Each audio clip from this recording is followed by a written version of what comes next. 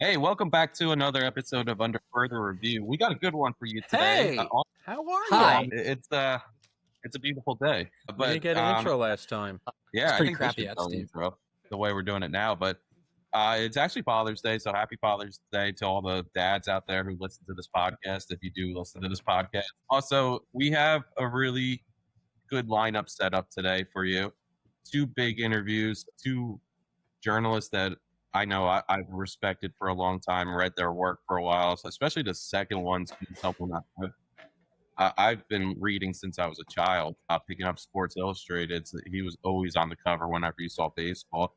But the first one is Ben Golliver, who is awesome, part of the Washington Post. He goes over to NBA Finals with us. He goes over the Knicks coaching search. He has a really cool perspective on Giannis that pops up.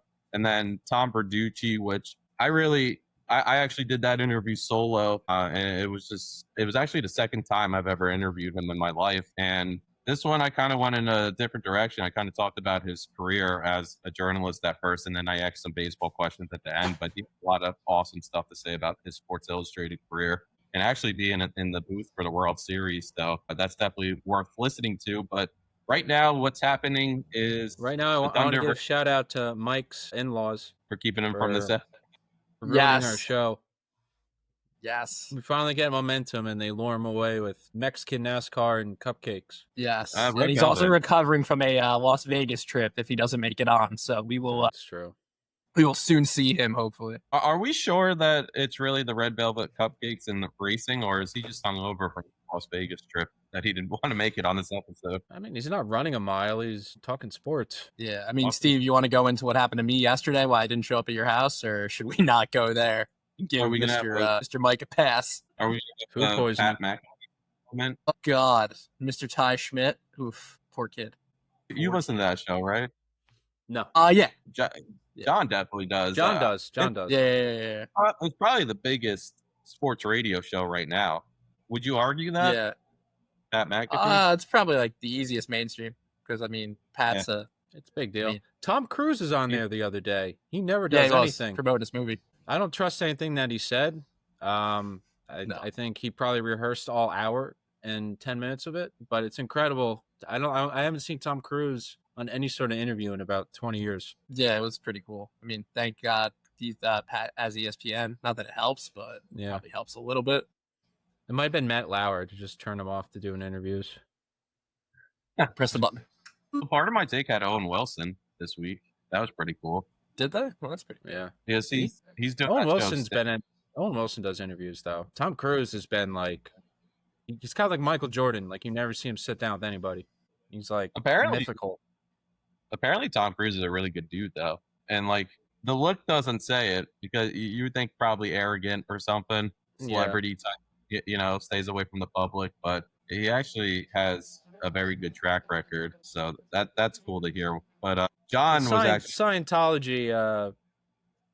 Yeah, I wasn't gonna go there. Let's not fuck with him. Actually, Yeah. great guy, Steve, all around. Great guy. We're Great guy. pro, fantastic Tom Cruise actor, all-time stunt performer. we're pro Tom Cruise on this podcast. Yes. No, It's I a did pro say Tom it. Cruise show. That's not a hot take. He still sells out theaters everywhere. People love Tom Cruise. With Mission, isn't that coming out soon? Another one? It did already. Yeah, the It last did, It came out a couple of weeks for ago. now, the last one. Yeah. Until they want to make more money and just create another one. It's like Motley Crue. Motley Crue keeps saying they are having like reunion tours, and then they come back like 2 years later and they do another like worldwide tour. They're just never gonna stop, even though Vince Neil probably should have stopped singing like years ago.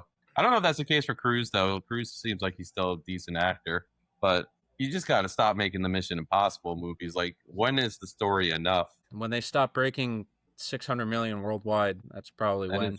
That But is he is true. 60. I don't think he can hang off a plane. Yeah, for not much longer. Yeah, Yeah, but he does his stunts a lot of the time, right? Yeah, it does a lot of them. almost all, not 100%, but a lot. That's Yeah, it's wild. definitely dedicated Think to about the his film world. age, low 60s, young 60s, right? Early 60s, I should say. Yeah. To do your own stunts still, that's pretty cool. But viewership you're talking about with Mission Impossible, how about viewership in this Pacers Oklahoma City series? Nice. That's It's why 2-2. you're a pro. That's why you're a pro. That was good. Well, Joe, I thought it was pretty interesting what you said the other night, because I do believe there's been a lot of good basketball during this series. It's been intense. We had a little bit of everything. Pacers coming back in game 1, Thunder coming back and winning game 2, Pacers winning a home game and making it 2-1 when everybody thought like that was going to be the only win that the Pacers would get, was this Hail Mary winning game 1 where they came back and it came down to a Halliburton shot. But now everybody's kind of changed their tune on what the series could be, where they're giving the Pacers a fighter's chance from what I've been reading. But you had an interesting perspective, because you said it's been good basketball. I always do. Yeah, I mean, it's well thought out opinions from Mr. Dugan over there. But I think, what did you say? You said you didn't think it was good for viewership, or you didn't think it was good for the NBA, I guess? Don't put words in my mouth. I never said that. Well, what was your text to me? Well, Adam Silver brought up a great point that, like, Green Bay and Pittsburgh are these, I don't want to say third-rate cities. I mean, Green Bay's barely a city. Pittsburgh is, it's not exactly like a world financial Metropolis. Hub. But the Steelers and the Packers are the first two teams you probably think of when you think of the NFL. Steelers and Packers are national brands. Outside the Cowboys, they're probably like 2 of the 3 of the biggest, football brands. And the NFL is the most successful sport. So he was saying, like, why can't Indiana and Oklahoma City be really popular, and, we could put them on prime time and not have to worry about it. Which, makes sense. It probably doesn't help that, like, the Lakers and the Celtics are like the 2 flagship franchises that have sort of anchored the league for the last 50 years. So it probably creates a bias, especially the Lakers, who are just by far the most important team in the league. I mean, when the Lakers, they're like the Cowboys. I mean, they don't even have to be good. Just as long as they're interesting, it's probably good for the league. But, it's not going to kill the league to have a blip. And it kind of shows that, like, this isn't 2002. Just because you're from a small market doesn't mean the league is going to take away your chances at a title. We had Milwaukee, Phoenix 2 years ago. I think Phoenix is probably a bigger city than Oklahoma or Indianapolis. That can't be right. Indianapolis or Phoenix, which is bigger? I want you to Google the demographics. I would think Phoenix. I think Phoenix is. They don't seem like a big market team. I would say Phoenix, just because a lot of people like go there. I would say the Phoenix, over 60 population, just alone probably carries that. But from a basketball perspective, I mean, other than Warriors Celtics, this might be like the best finals we've had competitively since like 2016. Yeah. Yeah. I think the point where you say like the brand of the Steelers and the Green Bay Packers, what helps them, and you did mention this eventually, was that the Packers won the first 2 Super Bowls ever. So of course they're going to be a staple in the NFL. And then the Steelers just dominated throughout the 70s and stayed consistent ever since then. So that helps their brand. With the Pacers in Oklahoma City wasn't even a team until they moved the Supersonics and made them the Thunder, an expansion team, essentially. And then, the Pacers that was 18 years ago? Isn't that crazy? It's crazy to think about. It I mean, Durant's been in the league for 19 years now? Oh, Lord. Yeah, 07. So this will be his 18th or 19th year coming up. Yeah, because he had a year or 2 on the Supersonics, right? I think he had 1 year in Seattle? First year, yeah. Russell Westbrook technically was drafted by the Sonics. Like, his draft day picture is in a Sonics uniform. But yeah, for Seattle. But like, when is NBA fans ever going to be happy? Because like, for the longest time it was like, oh, LeBron and the Miami Heat are going to make the NBA Finals, or the Lakers are going to be in it consistently, and then you had Golden State in it every year, and people. It's kind of like the Tom Brady Patriots effect, where you start to hate Tom Brady just because he's always in the Super Bowl and he's always winning it. It's like you finally have 2 straight years where you don't have the same team in the NBA Finals. We had the Celtics last year and the Mavericks, and that maybe wasn't the best for NBA because the Celtics just blew out everybody they faced last year. Big market, though. If you're talking about markets, that's what the NBA wants.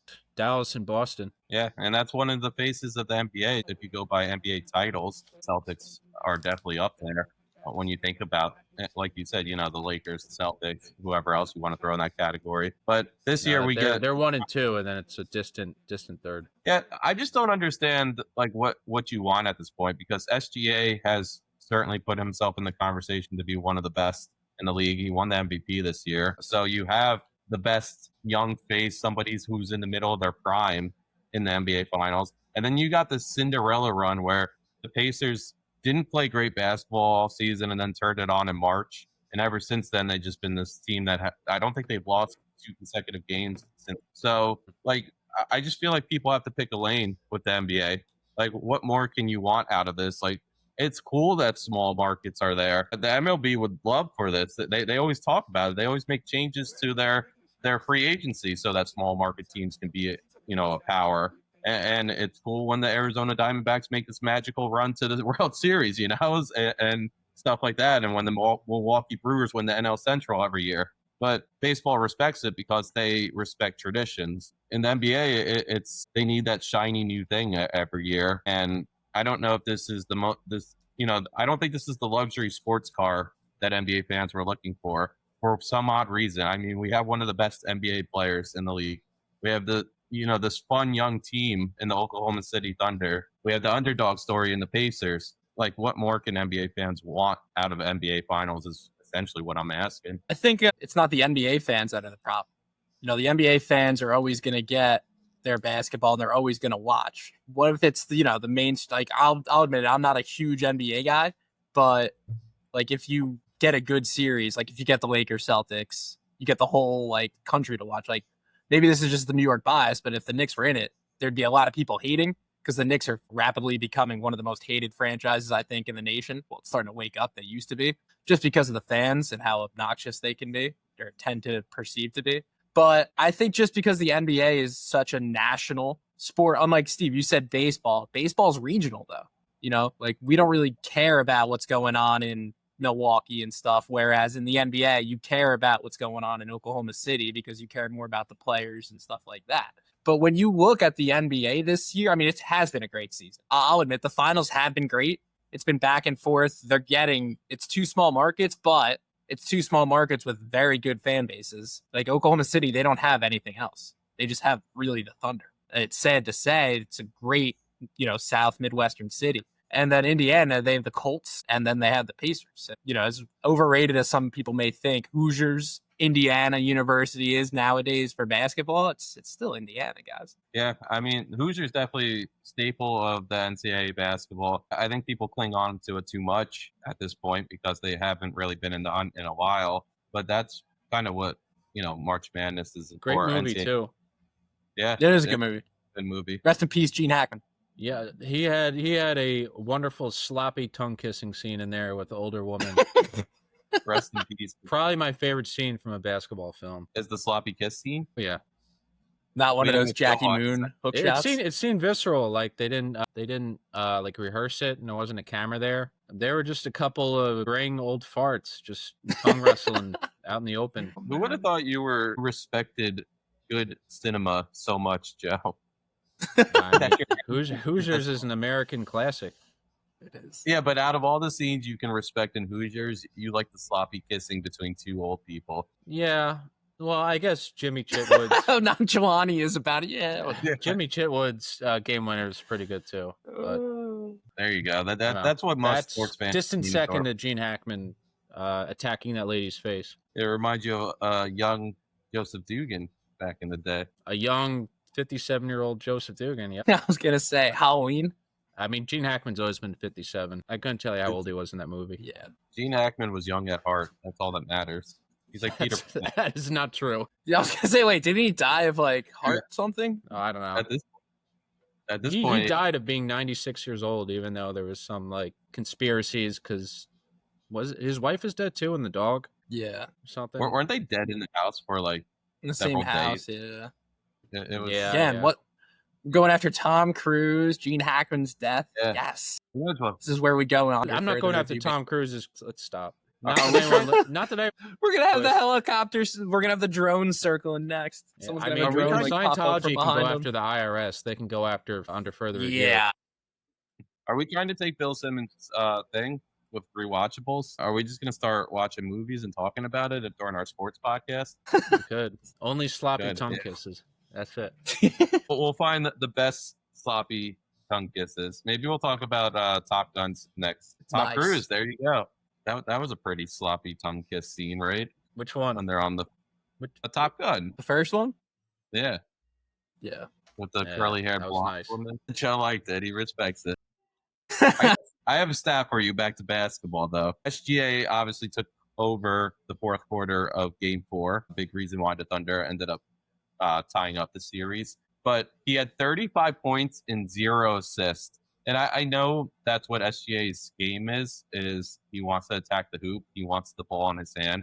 He wants to be the scorer. But I think it's at a point where he's not even looking at anyone else when he has the basketball in his hands. And that could be a little problematic against this Indiana Pacers defense. We saw it in game 3. I believe he had 6 turnovers, and they were big turnovers. And they have proved throughout this playoff that they are going to make the star players' night difficult. Just look at Jalen Brunson. You can ask him in game 6 of the Eastern Conference Finals. I don't even know how many turnovers he had during that. And then, Donovan Mitchell had a few good games before that, but I know there was a few nights where he looked like he was having the worst time ever on the court. What's your thoughts on that? Like him being like a one-dimensional player? Because I've always been, sometimes LeBron James says things that irk me. You can't deny that this guy is capable of having a triple-double in the playoffs on any given night. I don't know if that's what SGA is. Does that take away from his appeal, the fact that he's only going out there to try to score 30 to 40 points and he's not doing anything else to make the other guys better around him? He's a pretty good passer. I would disagree with that. And he's also... You think this is a one-off game? Yeah, 100%. I mean, after game 4, the offense runs through SGA. I would say that. I mean, he's not like Tyrese Halliburton, where he's, the offense sort of predicates on him drawing attention, then kicking it out. No, I would. This is kind of an awkward spot to be picking apart SGA's game. I mean, he's had, I would say, out of the 4 games, he's had 2 spectacular ones, a good one, and then he hasn't had a bad game in the finals yet. I would argue he's had maybe 1 or 2 disappointing games in the playoffs. And in terms of two-way play, I mean, yeah, compared to Caruso, Torture Chamber, and Jalen Williams, he might not be quite at that level. And, sometimes McConnell seems to blow by him like he's standing still, but I think he's still a well above average defender. Yeah, I mean, if you look at his season stats, 6.4 assists a game, 5 rebounds a game, pretty solid.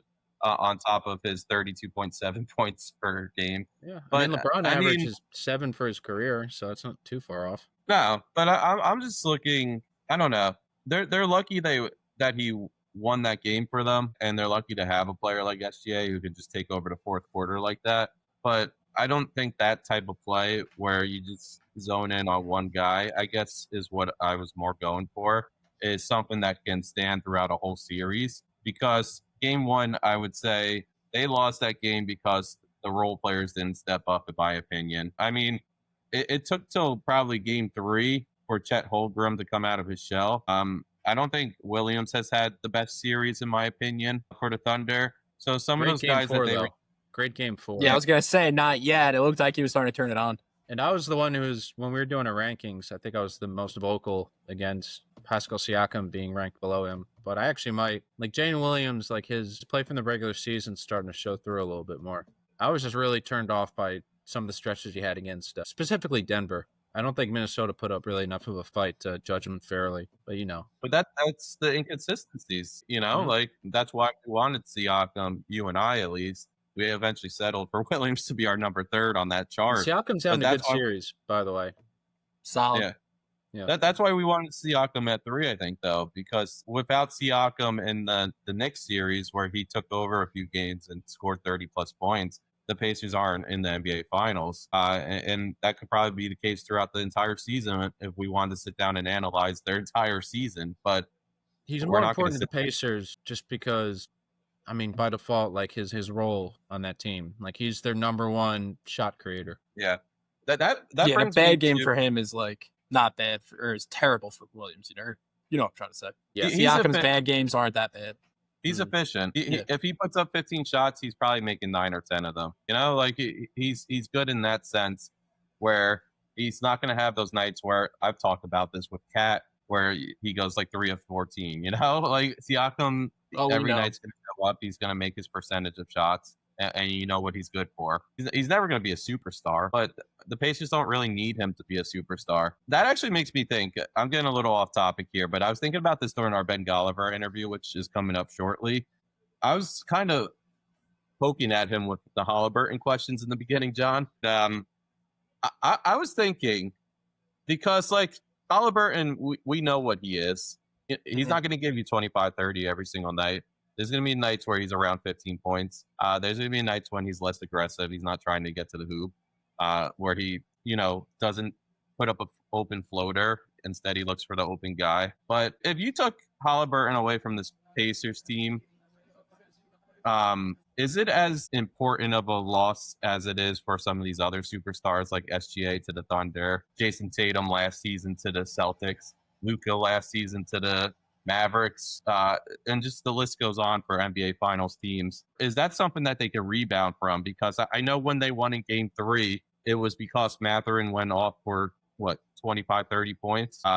And TJ McConnell had some really great possessions. And Obi Toppin's been one of the best bench players in this NBA Finals. And I think they made their run to come back, or their runs during Game 3 without Halliburton in some sense. So, like, when we talk about stars, and we can have that conversation about Halliburton because a lot of people want to throw him in the top 10 in the NBA now. So that, to me, is a star. Is he as important as some of the other stars that you think of around the NBA? Depends where you want to rank him. I mean, I would say the Knicks without Brunson are 30 wins at the most.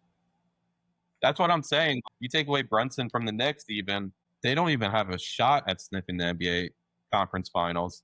No. Pacers I have at 35 wins without Halliburton. And the Thunder are so incredibly deep.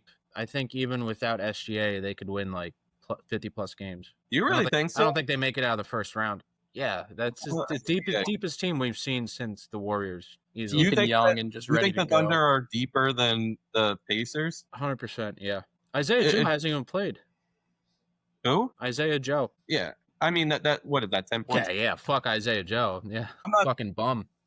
I'm saying, like, you're making it seem like, Williams hasn't played this whole series or something. I mean, last year, what Pacers didn't play without Mathurin. I think that's kind of the same with Isaiah Joe. And yes, I'm kind of double standarding here with saying Mathurin went off a few games ago, but still, I mean, if I'm going to go 1 through 8 or 1 through 9 on the Thunder versus Pacers lineups, you're giving the edge to the Thunder. You're telling me they would still have the best defense in the league. Okay, and they would still have a top 20 in the league self-shot maker. Jalen Williams doesn't need a point guard. They could have a great two-man game with Chet Holmgren still. You think Williams is enough to be that superstar on the Thunder, but you don't think Siakam can be that guy on the Pacers? I think the Pacers, how many games did they win? 5? No, I don't think they even got to 50 wins. Or maybe it was 49-50, I think. How many did the Knicks have? They were 1 game behind the Knicks. Oh, yeah, you're right. Knicks had I forgot how bad the East was this year. The Pacers won like 70 games, right? 60. The Thunder, you mean? They won 68, I think, this season. Yeah. All right, Pacers won 50 games. Without Halliburton, I think they're in the mid-30s. Just because of I think the way he runs that offense, there's something intangible there. And the way he can choose his spots. I don't know. I just feel like the Thunder are just so great. They could probably still have been a 7 or 8 seed in the West without SGA, which is 50 wins. There's something to be said about the ball movement from Halliburton. Maybe I'm not giving him enough credit. I do respect him as a player. There's something to be said about the deep threes he can take. There's a lot to be said about the clutch shots that he has made during the playoffs. Pacers are probably not this far without having that guy. I think he's like 12 or 13 this year, too. Yeah. Like, I mean, on go-ahead tying shots in the fourth. Yeah. Like late in the fourth. Like he's valuable. He definitely is valuable to the team. My question is, like, it's more, can the Pacers still make a run without this guy? And, like, if you take away the superstars from other teams, would they still make the run?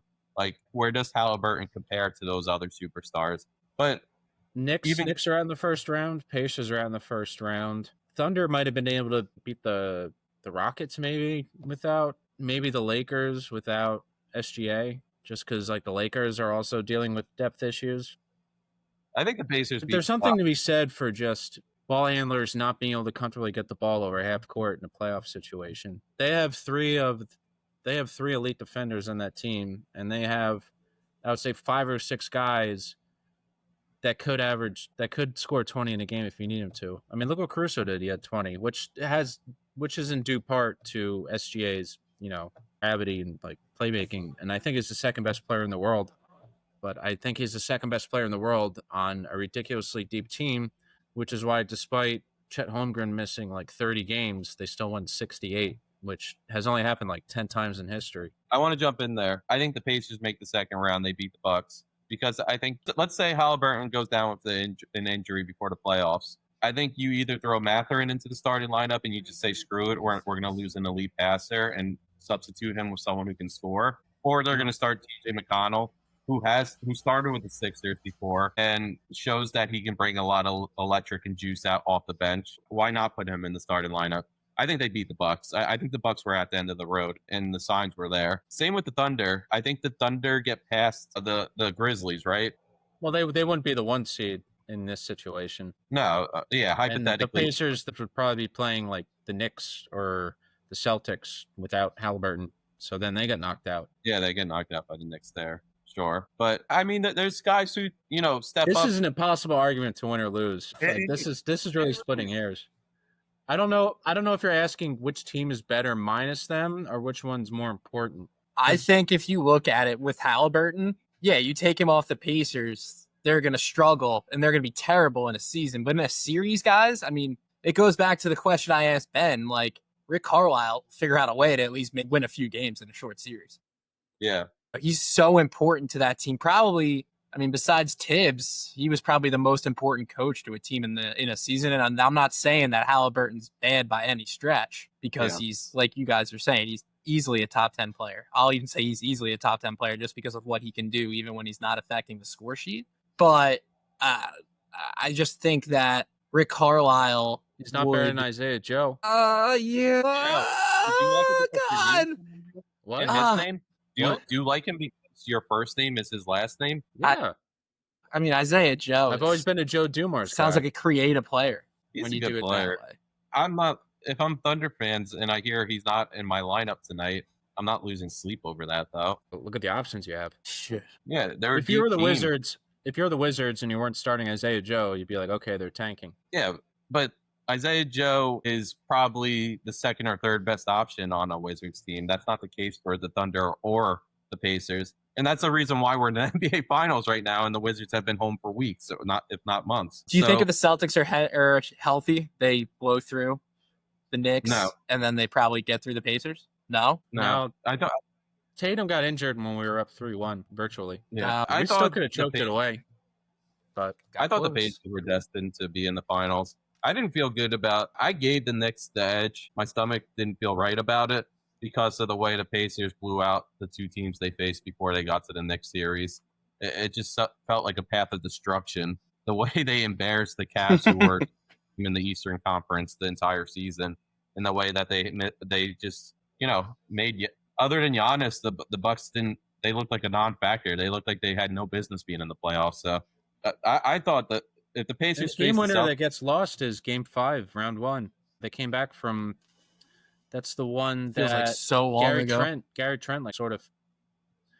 Trent, I think, scored like 3 or 4 threes in overtime, and then threw the ball away, and then Halliburton blew by Giannis, and scored the game-winning layup. Yeah, that was huge, and that probably sparked some confidence. And confidence is a big thing. That there was something like this team just never felt like they were out of it this entire playoffs.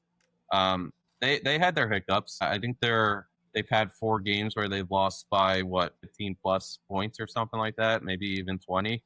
But they also have their games where they came back down by X amount of points and, just had these historical runs. But something that gets lost easily is the fact that the Thunder are 22-12 this season when trailing by 10 or more points. So they're a resilient bunch too. So we have two teams that just you can't count out, that are never knocked out of a game facing each other. I want to get it over to the interview. Last question. Now that it's 2-2, and when we recorded our last episode, it was 0-0. What are your thoughts on this? I don't think we've had an episode since the second round. No, we had it after I'm kidding. Finals. It's 2-2. Are your thoughts any different on who can win and this NBA Finals in general? I'll go. Well, my bad. Sorry. Steve and I have both been saying all year, Thunder will probably win in 6, not 5. Yeah. So just to remind you. Oops. I don't think anyone's going to withhold their end of the bet, but all it takes is for the Pacers to win one more game. I thought the chances of this year's going 7 was actually more if the Pacers had won Game 4. That's how great I think Oklahoma City is. I think at any given moment, especially at home, they can go up 30 on you at halftime. They can completely blow you out their defense, and it just takes one bad stretch by your offense, and you get like 12 fast break points in a quarter or something like that. I'd be shocked if I wouldn't be shocked. If it gets to 7, I'd be surprised if the Pacers somehow won. So I really feel like if the Pacers want a realistic chance, they're going to have to win Game 5. I don't know. I feel like Nuggets Thunder Game 7 is sort of what we're going to see. I can see that. If this does go the distance. I just want a Game 7 at this point. I was so wrong about this series. I don't even know what's going on anymore. So give me a great Game 7. Like do we know what day Game 7 is? Is it a Friday night, Saturday night? It's weird how it works, but it's been Monday. No, Sunday. Sorry, It's been Sunday. Sorry. Sunday night. All right. Yeah. So that's not bad. The NBA Finals, they always want that second game on a Sunday, and then there's always like a 4-day layoff. So then there's no weekend games for like games 4 and 5 because they want to push Game 7 to a Sunday, which is weird to me because Game 7's only happened like twice a decade if you're lucky. Yeah. But yeah, I mean, just give me a Game 7. Give me good sports. Give us insane game, and I'll be happy. I don't know what's going on. There's going to be some serious conversations if the Thunder do win in 6. I'm just throwing it out there, too. All right. That's fair. I'll hold off on the paintball bet, but maybe a karaoke bet might have. I think Mike's in-laws will happen. Karaoke would be fine if the paintball bet goes through. It's just my prediction. John would have no issue with the karaoke bet. I was going to say, we got to figure something else out. I'd rather the paintball than karaoke. But then again, Steve and I can't lose. We can only win. That is true. Yeah, at this point, it feels which good is always a right. good spot to be in. It's a great spot to be in. I'd rather be there than where I am. I'm glad under my own volition I changed my bet. That was so ridiculous. You're lucky I bullied you into it, is what you're saying. I think you got lucky, and now all right, Nostradamus, get to the fucking thank you. That's all, Steve. You're always appreciated. Get to the interview. Thank you. Okay. All right, we're going to push it over to the Ben Golliver interview, writer for the Washington Post. Great input, just a book of knowledge. So let's kick it over there. So we're going to bring in Ben Golliver, Washington Post, a national NBA writer. Real excited because we're in the heart of the NBA Finals. Pacers are up 2-1 as we speak. I guess I'll start off with last night's game, but specifically one player. The Indiana Pacers are led by Tyrese Halliburton. I believe he was 1 rebound away from a triple-double last night, which is just not his typical game, in my opinion. Usually he's a pass first, pure point guard, but I felt like he did a few things differently last night that he brought, specifically in the first half. I noticed he was a little more aggressive at times in the game with, driving to the hoop. It seemed like he wanted the ball in his hand. But my question is, what did you see from him last night that is maybe a little different from what he usually brings to the table most nights? Well, there was a big conversation after game 2, how they weren't getting the ball into the paint whatsoever. They were just passing it around the perimeter. And when you do that against the Oklahoma City Thunder defense, you're not going to make any progress, right? They're just going to be in their shell. They're going to switch everything, and you're just going to be stuck on the perimeter. So I think what Tyrese did, was make some good adjustments, like you're saying, be more aggressive, find some in-between shots. And the other big thing that really opened things up is he was hitting some three-pointers off the dribble. It's a big difference. They've struggled to shoot the ball from the top in this series. You've noticed Miles Turner is kind of MIA, but that's his specialty, is hitting those threes from the top. And so when Halliburton is able to hit some threes off the dribble, at the top of the key, it creates more room just everywhere else because now it sucks the defense out and makes life a little bit easier. Honestly, though, I don't know if it was a one-man show from Halliburton last night. I felt like the one guy to really highlight was Mathurin off the bench. 27 points. I had a really fun interview with him before the NBA draft. You guys probably saw the quote where he's like, LeBron has to prove to me that he's the best player in the world because I don't think anybody's better than me. When he told me that, he was dead serious, man. He looked me right in the eye. It was like Marlo from The Wire, if you guys know that show. He's not playing around. And here he is 3 years later, still very young in his career, coming off a year where he missed the playoffs entirely last year because of an injury, just having a monster game 3 and to give them a 2-1 series lead. So it was a little bit of Hallie, it was a little bit of Mathurin, TJ McConnell in there with the steals. Great team effort, I think, from the Pacers. Absolutely. And I want to talk about their bench eventually. I have one quick question on Halliburton. I don't know why my mindset is shifting towards this because they're up 2-1. It's their second straight year where they've made a deep playoff run. They were obviously in the Eastern Conference Finals last year against the Boston Celtics. This year they're in the finals. But when I think of history and like the pure point guards, I think of like Steve Nash, Chris Paul in the modern game. You know, I'm sure the list goes on, but like a lot of those guys, you know, they didn't finish, those pure point guards. He's up 2-1, but is that like a raise for concern from you or anyone else that like there is those inconsistent games where he just falls off and you know he's not capable of putting up every single night 30 points or he's not looking to put up 30 points, but he also had that great quote the other night where he said, don't look at my box score, look at the small things I'm doing to help my team win during the game. So I just know that like when you look at past NBA finals, you look at like LeBron James wanted the ball in his hand. You look at, you know, Steph Curry, who when the going got tough in a game or it's the final seconds, he wanted the ball in his hands. You know, Tyrese has hit what 4 game-winning shots in this playoffs, but there are times when he just disappears on the scoring end, and when there are times, I know he was aggressive last night, but there are times when he does drive to the hoop and he has an open floater and he dishes it out. Is that ever like we have a lot of like face of the NBA conversations, and I know in this playoff some people did mention how Halliburton could turn into a top 5 guy even, but is that a part of his game that could be a concern? Yeah, I'm not quite that high on Halliburton. You know, I think that I do a top 100 list every year. I mean, if I had to guess, he's probably going to be somewhere in like the 8 to 10 range next year. I think that the offensive inconsistency from a scoring standpoint is a real factor. I mean, when you look at the very, very best players, sort of like Rick Carlisle was talking about with Shai, you kind of pencil him in for 30 almost every single night. Now, he had struggled a little bit in game 3, so he didn't quite hit that benchmark, but that's sort of the standard that you expect. When you have the big swings and variance in terms of your scoring, it does, you know, sometimes put your team in an awkward spot. And I don't view him necessarily as like a pure point guard. I mean, he's definitely a pass first point guard, but, you know, he's not John Stockton out there. Like scoring is a big part of his game. He's got to be able to do it. I do think for the Pacers, though, they can win the championship even as underdogs without Halliburton having another 20-point night. Like they are very deep. They're very balanced. And they were actually out lasting the Thunder in game 3, which you don't see very often. Usually the Thunder wear their opponents down with their defense. And in game 3, it was the Pacers exhausting Shai Gilgeous-Alexander and exhausting the Oklahoma City Thunder shooters. I mean, Chet late in that game just didn't have enough gas to even get a shot up. You know, he gets swatted by Miles Turner on that key drive, right? So I don't think it's as simple as, oh, Hallie's can't score enough, therefore they're going to lose. I think that's too reductive. I think the Pacers, you know, clearly their bread and butter is clutch games, clutch play, you know, keeping together in late game scenarios. And from that standpoint, you love Halliburton's decision making because he is able to find the open guy. He won't dominate the ball if it's not his night.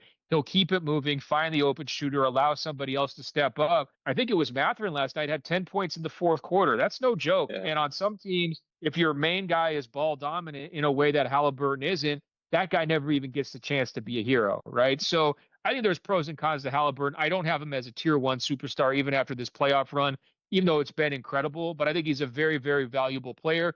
And you could tell Rick Carlisle, who's a smart coach, completely trusts him. He never takes timeouts. It's just, go ahead, Tyrese, you know, late game. It's all you. We're going to do whatever you want to do, improvise, and bring us home.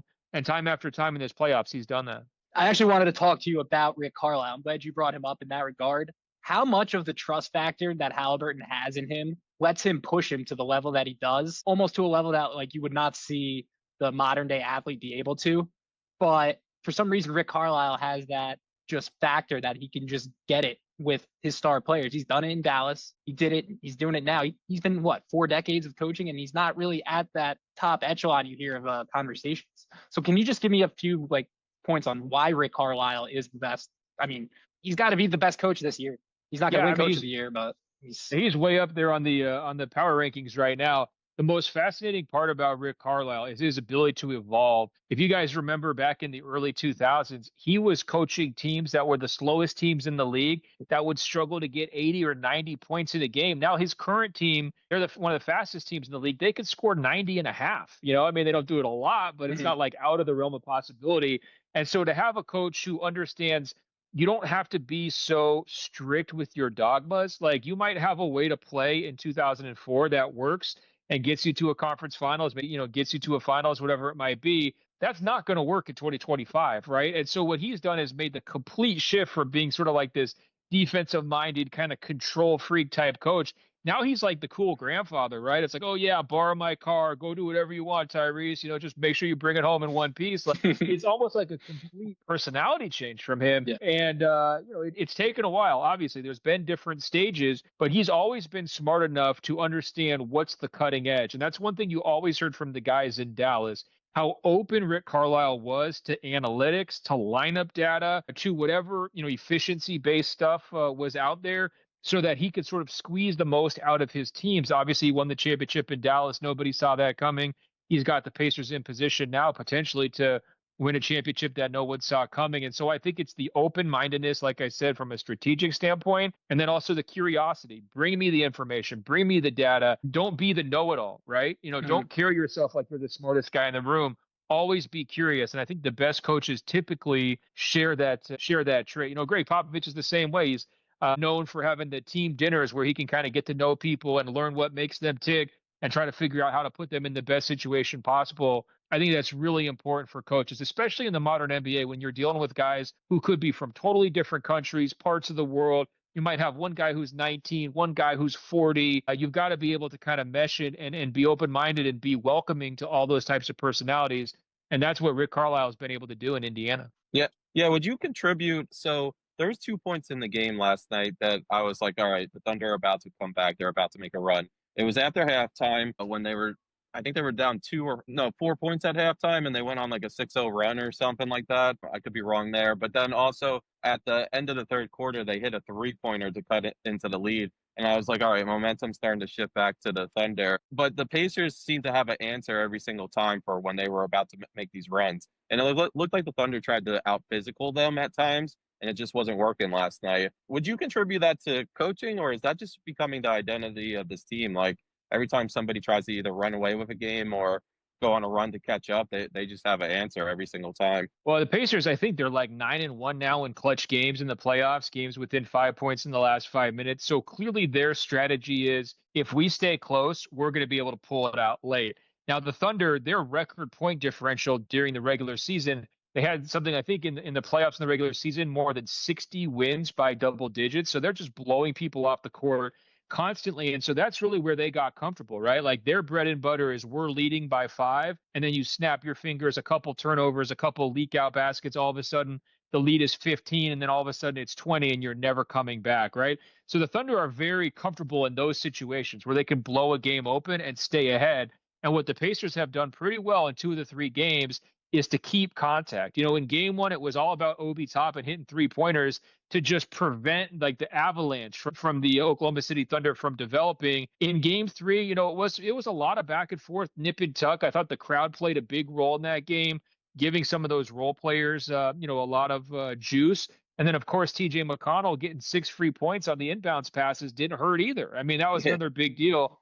And I think for OKC, you saw them wear down in the fourth quarter. When it was close, I think they tightened up. Their offense got a little bit, lacked the flow. Guys weren't getting clean shots, and so they were getting a little bit frustrated. And then they also missed some crucial free throws. And that's been a problem for a young team in some big moments in this postseason. So you add all those things up, it goes back to this idea that if the game is close, the Pacers are more comfortable. If the game is more, widespread, open, that's when the Thunder are sort of at their best. And so the challenge when you play the Thunder in Oklahoma City is don't get blown out. But when you have the Thunder at your building, you've got a chance to turn it into a possession game late. And if you're the Pacers, you feel very, very good about that. And I'm going to take you actually away from the finals. And what's your big number one thing right now that no one's talking about that you would love to see happen? Not that you think it's going to happen, but like that thing that right now in the NBA, player, coach, team, anything. Well, I just want Giannis to go to the Spurs. That's my dream scenario. I think that when you look at which teams can actually make a really good deal for Milwaukee, because Milwaukee has to be motivated to trade him, right? Yeah. You're going to need draft picks. You're going to need some young players. You're going to need some flexible salaries to build around. And San Antonio checks all those boxes in terms of a return package for Giannis. I love this idea of the David Robinson, Tim Duncan mentor relationship. Like, Giannis is a little bit older than Wemby, but it would be an insane twin towers. And with Wemby, we've seen he's really more comfortable on the perimeter offensively, right? And with Giannis, what we've seen from him is he's really comfortable at the rim. So I think the fit would be great there on offense. And then defensively, Giannis is, I think, in his best when he's the rover as that power forward. He's coming across the help side guy to block shots. Whereas Wemby, it's just like you put him in the paint, forget about it. He's a one-man defense, right? So how are you scoring against those two guys? I would love to see that as well. Yeah. It's been frustrating to watch Giannis's career kind of stall out in Milwaukee. Doesn't feel like they're going anywhere anytime soon. All of next year is going to be a wash because of Damian Lillard's injury. And then after that, they just have no young talent around Giannis. So, of course, it comes back to Giannis deciding, I'm ready to pull the plug. And he's been so loyal there to the Bucks that you never know if that's actually going to happen. But if he had a wandering eye, to me, the greenest grass in the league, if you're looking around, where's the greenest grass? I feel like it's the San Antonio Spurs. You put those guys together, I think they're contenders next year immediately. Like, I think that's a top 4 seed in the Western Conference. I think they're probably in the second round of the playoffs. And then who knows from there? Yeah, I agree. I like it. I like it a lot. What do you think they're giving up for Giannis? Because I saw a report recently that the Spurs might not be 100% sold on picking Harper with their pick. So are you thinking it's that draft pick plus what else would you add to that? Well, they have a bunch of future picks, right? I think one thing you could try to do is get some of Milwaukee's own picks from New Orleans, kind of have a 3-team deal. So you send draft picks to New Orleans sends Milwaukee's picks back to Milwaukee. And that way they are able to kind of go through this rebuilding effort, a kind of a tanking style effort where they draft Dylan Harper with that number 2 pick. They have their new franchise guard. And then they don't have to worry about wins and losses because they have their own picks back from New Orleans. In terms of salary match, they got Vassell.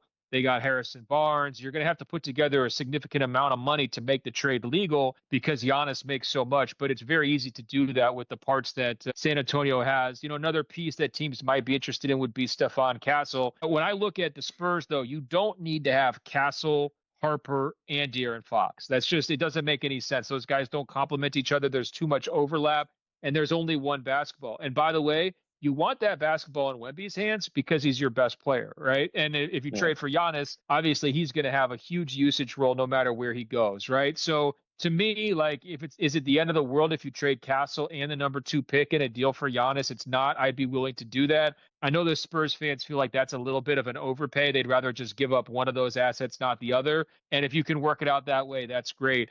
The Spurs did put themselves in good position, though, because when they traded for Fox, they didn't sell the house. Like, they didn't have to give up that much to get Fox. And to me, that's the best part about the Wemby trade is Fox is a really good number 3. I don't know if he's good enough to be a number 2 on a championship team, but I think he's good enough to be a number 3, right? So if you slot that out, Wemby's your 1, Giannis is your 2, or maybe Giannis is your 1 for the short term, Wemby's your 2, and then Fox is your 3, man, you're cooking. Like, that's a nice lineup. That's really potent. It's a good 2-way balance, and you're ready to rock. So, it's not that you want to give up every last thing that you have to get Giannis, but you can make a good package for Milwaukee. And I think, that's one challenge for them. You see teams like, say, the New York Knicks kind of get linked to, like, maybe Giannis. Well, what are they giving up? They already traded all their draft picks for Bridges, right? So do you really want to take Towns back? Do you want to take Bridges back? If I'm Milwaukee, I don't want to do that. I want to go for a full rebuild, and so I want the draft picks and I want Dylan Harper. Yeah. Oh, go on, John. No, I was just agreeing with him. I mean, we know Dylan Harper too. Yeah, a local guy. Rutgers. I want to stay on Castle real quick. I know, interesting, but you bring up a good point because the Bucks are going to want to rebuild. They're going to want young guys or draft picks. Hey, I saw. I don't know who reported this. I could be making this up, but I think I saw that the Spurs are high on Castle. I don't know if I'm wrong saying that, but would it be hard for them, essentially what I'm saying, would it be tough for them to give up Castle in a trade package? No, they like him. I mean, they drafted him, but he's rookie of the year. Like, they have a little sweat equity invested in him. But I think this idea is, like, if you're going for Giannis, then you're going to be contenders. You're totally shifting from this idea of rebuilding around young guys to, like, we're ready to win right now. And so, to me, I personally don't think Steph Castle is so good that he should be untouchable, especially in a Giannis trade. But I understand why some Spurs fans and, there would be some people who would argue that. I think he's a talented defensive player. He pairs well with Wemby on that end. Offensively, I don't think he's going to be capable of being a lead playmaker, a lead ball handler. It's more of a secondary role. He's not a very good shooter. He's very inefficient as a rookie.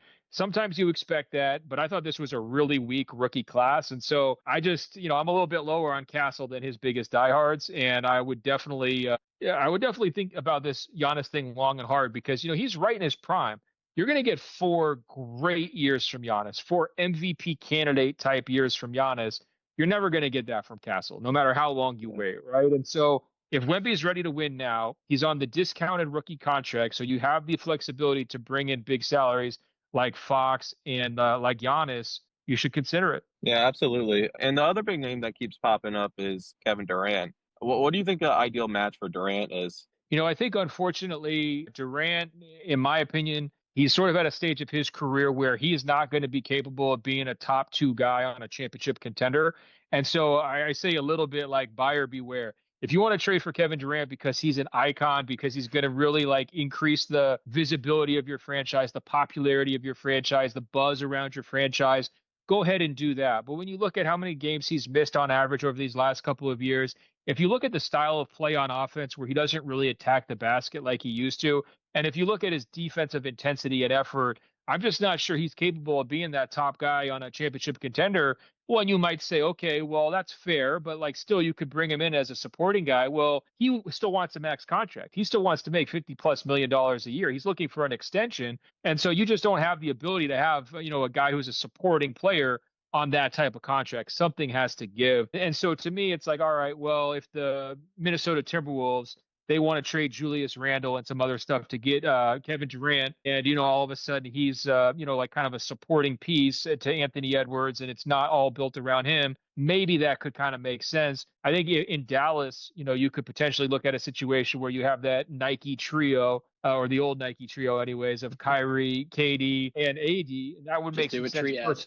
Yeah, it would kind of make some sense personality-wise, but I think if you're expecting KD to be part of, like I said, a championship team or a core, I just don't really see that for him. Absolutely. And before we let you go, I have to ask, because I feel like this headline has been as big as the NBA Finals with, like, who's talking about it. Obviously, the New York Knicks just fired Tom Thibodeau after he brought them to the Eastern Conference Final. It was the first one in 25 years, I think, so since 2000, I believe. There's been a lot of like reports and you try to like mix and match and see like what the writing on the wall was. But there was one specific report where they said that some of the players, although they had nice things to say about Thibs, they did say that I guess they had raised some concerns during their meetings. And there was another report where a player specifically said he wasn't sure if he could play another season under Thibs. I watched clips of the roommate show. I wish I was able to watch more of it today, but it was released a little later in the day. But I did see Brunson was very thankful. He said he helped him transform into a 2-time All-NBA player. Hart said he's super appreciative, but they both agreed that this is a business. So I think the locker room, there's an understanding while they all respected Thibs. I feel like there's an understanding that, or understanding why the Knicks are maybe going in this direction.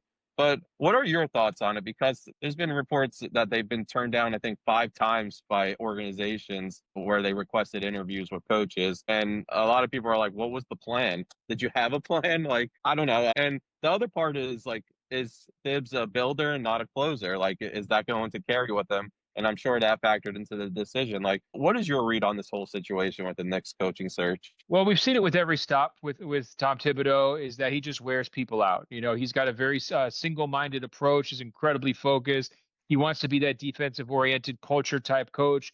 He makes an impact, and then eventually he wears everyone out. He plays his main guys too many minutes. It's not a sustainable strategy, and his team's kind of hit a wall, right? It happened in Chicago. It happened in Minnesota. Now it's happened in New York. So I wasn't surprised at all that the Knicks kind of decided, hey, 5 years is a good run. We made a ton of progress, but it's time for a new voice. It doesn't surprise me. Also, I mean, Brunson should be very happy with Tom Thibodeau. I mean, he turned the whole franchise over to him, gave him the car keys, let him go off to a whole new level of his career. His dad's an assistant coach on the bench. I mean, these are unusual situations most players don't get. And so I think it's only right that Brunson would sing his praises. It feels totally appropriate. In terms of all this stuff about who are they going to replace him with, there's a real pile-on effect when it comes to the Knicks. Like, everyone wants to point and laugh at the Knicks. Like, it's not a big deal if you ask for permission to talk to a coach who's under contract and the other team says no. Like, it's whatever. Like, that happens all the time. Usually teams don't even bother, right? But it sounds like the Knicks, to me, are trying to be as thorough as possible with their search. They're trying to, kick the tires and make this a comprehensive deal. And so to me, like, the, getting turned down and all that, it's like funny for social media, but it really doesn't matter. Now, in terms of the candidates they can actually get, that's a different question, right? I mean, they have some internal candidates, assistant coaches who could be up for the job. There's some very high profile coaches who currently don't have jobs, who would obviously be worth looking at or interviewing. And the question is, to me, can you find the right creative offensive mind? Because when you traded for Karl Anthony Towns, you went from being a defense first team to an offense first team. So what you have to do is you have to just max out on what you're good at. And if Tom Thibodeau can't get Cat to play defense, nobody's going to get Cat to play defense, right? So you just have to have an elite offense and get the absolute most out of Brunson and Cat. I think, to me, that means more ball movement, right? And it also means more bench contributions, so those guys don't wear down in the playoffs. So you have to find a coach who's ready to trust his bench. You have to find a coach who's got a little bit more zest to his offense, a little bit, more pop. And if you could find somebody like that, then you'll be in good shape. I mean, Mike Brown had that kind of an impact for Sacramento. Michael Malone's coached some really good offenses. Obviously, it helps when you have the Joker with the Denver Nuggets. I mean, there's a few other coaches out there who could do that. But that's what I would be prioritizing if I was the New York Knicks trying to replace Tom Thibodeau. Yeah, great points. Yeah, there's still some good options out there, but I know our time is up, but 5 to 10 words. How good is Cooper Flagg? Stud. I only need one word. Stud. I was in the gym last summer. I don't know if you guys remember USA basketball scrimmage. It's almost become like lore where he gets to go up against the dream team. And I had my camera just running. And here he goes on one end, and he's got a putback layup right over Bam Adebayo. On the other end, he's making a defensive steal, comes down, bangs a jumper in somebody's face, and the whole gym. I mean, this is like a lot of secrets. I mean, it's just, people affiliated with the program, Grant Hill. This is like, other NBA stars who are just in there watching. Of course, it's the whole team with LeBron, KD. A lot of people looking around like, my God, who is this kid? And then they find out he skipped his senior year of high school, so he's only 17 years old. Yeah. And it starts to get real freaky real quick. So it's absolutely insane. He's going to the Dallas Mavericks, one of the least expected spots when the draft lottery order came out. But he's going to be a game changer. I think he's going to be a franchise level player, and I can't wait to see how he develops because he's about all the right things. Offensive minded, team first, selfish with the basketball, and he can still score. And he works on his game like crazy. If you tell him he has a weakness, he's in the gym trying to fix it. I think he's going to be really, really special. That's awesome to hear. Really excited about him getting to the NBA. That was awesome stuff. Yeah, Ben Golliver, just the absolute best. We love your work. If you don't check out his work already, you absolutely should. But thanks so much for joining us. That was really cool. Ben, thank you so much, man. I had a great time. I did too. Thanks for having me. Have a great night. You as well. You too. Take care. Yeah, so that was the Ben Golliver interview. Really good one. Next, I want to shift it over. I've been thinking about doing segments for a little while. I think they're fun. They spark great conversations. We don't have a name for it. John, you threw one out, and before we started recording, I already forget what you said. Fire Fest of the already? Week. I can't steal that. That's already copyrighted. Turn and burn, baby. I like it. Well, we'll do a turn and burn. So turn and burn will be our burning questions segment. I'm kind of just going to throw questions at your way, and you guys will answer them. I think for the sake of not having any dead air, I will bring you guys into the discussion. So I'm going to start baseball first because the big breaking news today was the San Francisco Giants acquired Rafael DeVers from the Boston Red Sox for Jordan Hicks, Kyle Harrison, and more. So that's going to be the trade of the summer. I don't see anything else matching that. And that might be the trade of the next few years even. I saw some people talking on social media. This was at the level of surprise that people in the NBA felt when Luka was traded. Hold your brakes. I could pump it a little bit, yeah. Luka's top 3, top 5 player in the NBA. I don't know if Devers is I don't even know what the trade is. I just check yourself before you say something like that.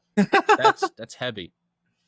For the sake of it, Devers is having probably his best offensive season in the MLB. Just look at his on-base percentage, his slugging percentage. He just hit a home run in a pivotal sweep. I know John starts to hear the sweep of the Yankees today. They lost 2-0, or the Yankees lost 2-0 to the Red Sox, and Devers' home run played to be a critical one. But John, I'll kick it over to you first. I know you I watched. actually have some baseball takes I want to get off my chest. Ooh, I like Should it. we kick Turn it and to Joe? burn is really getting the best out of us. Yes. Let's kick it to Joe first. All right, he's going to walk off the set. John, your thoughts on Rafael Devers getting traded to the Giants? So I'm thrilled just because he's killed the Yankees, number one, specifically Garrett Cole. So happy Father's Day to you, Mr. Garrett Cole. I don't know what your wife Amy got you today, but seeing Devers go not just like, away, but basically as far away as you can go to San Francisco, get him out of the league is great. And San Francisco, I mean, they finally found someone that will take their money, albeit it being forced and in a trade.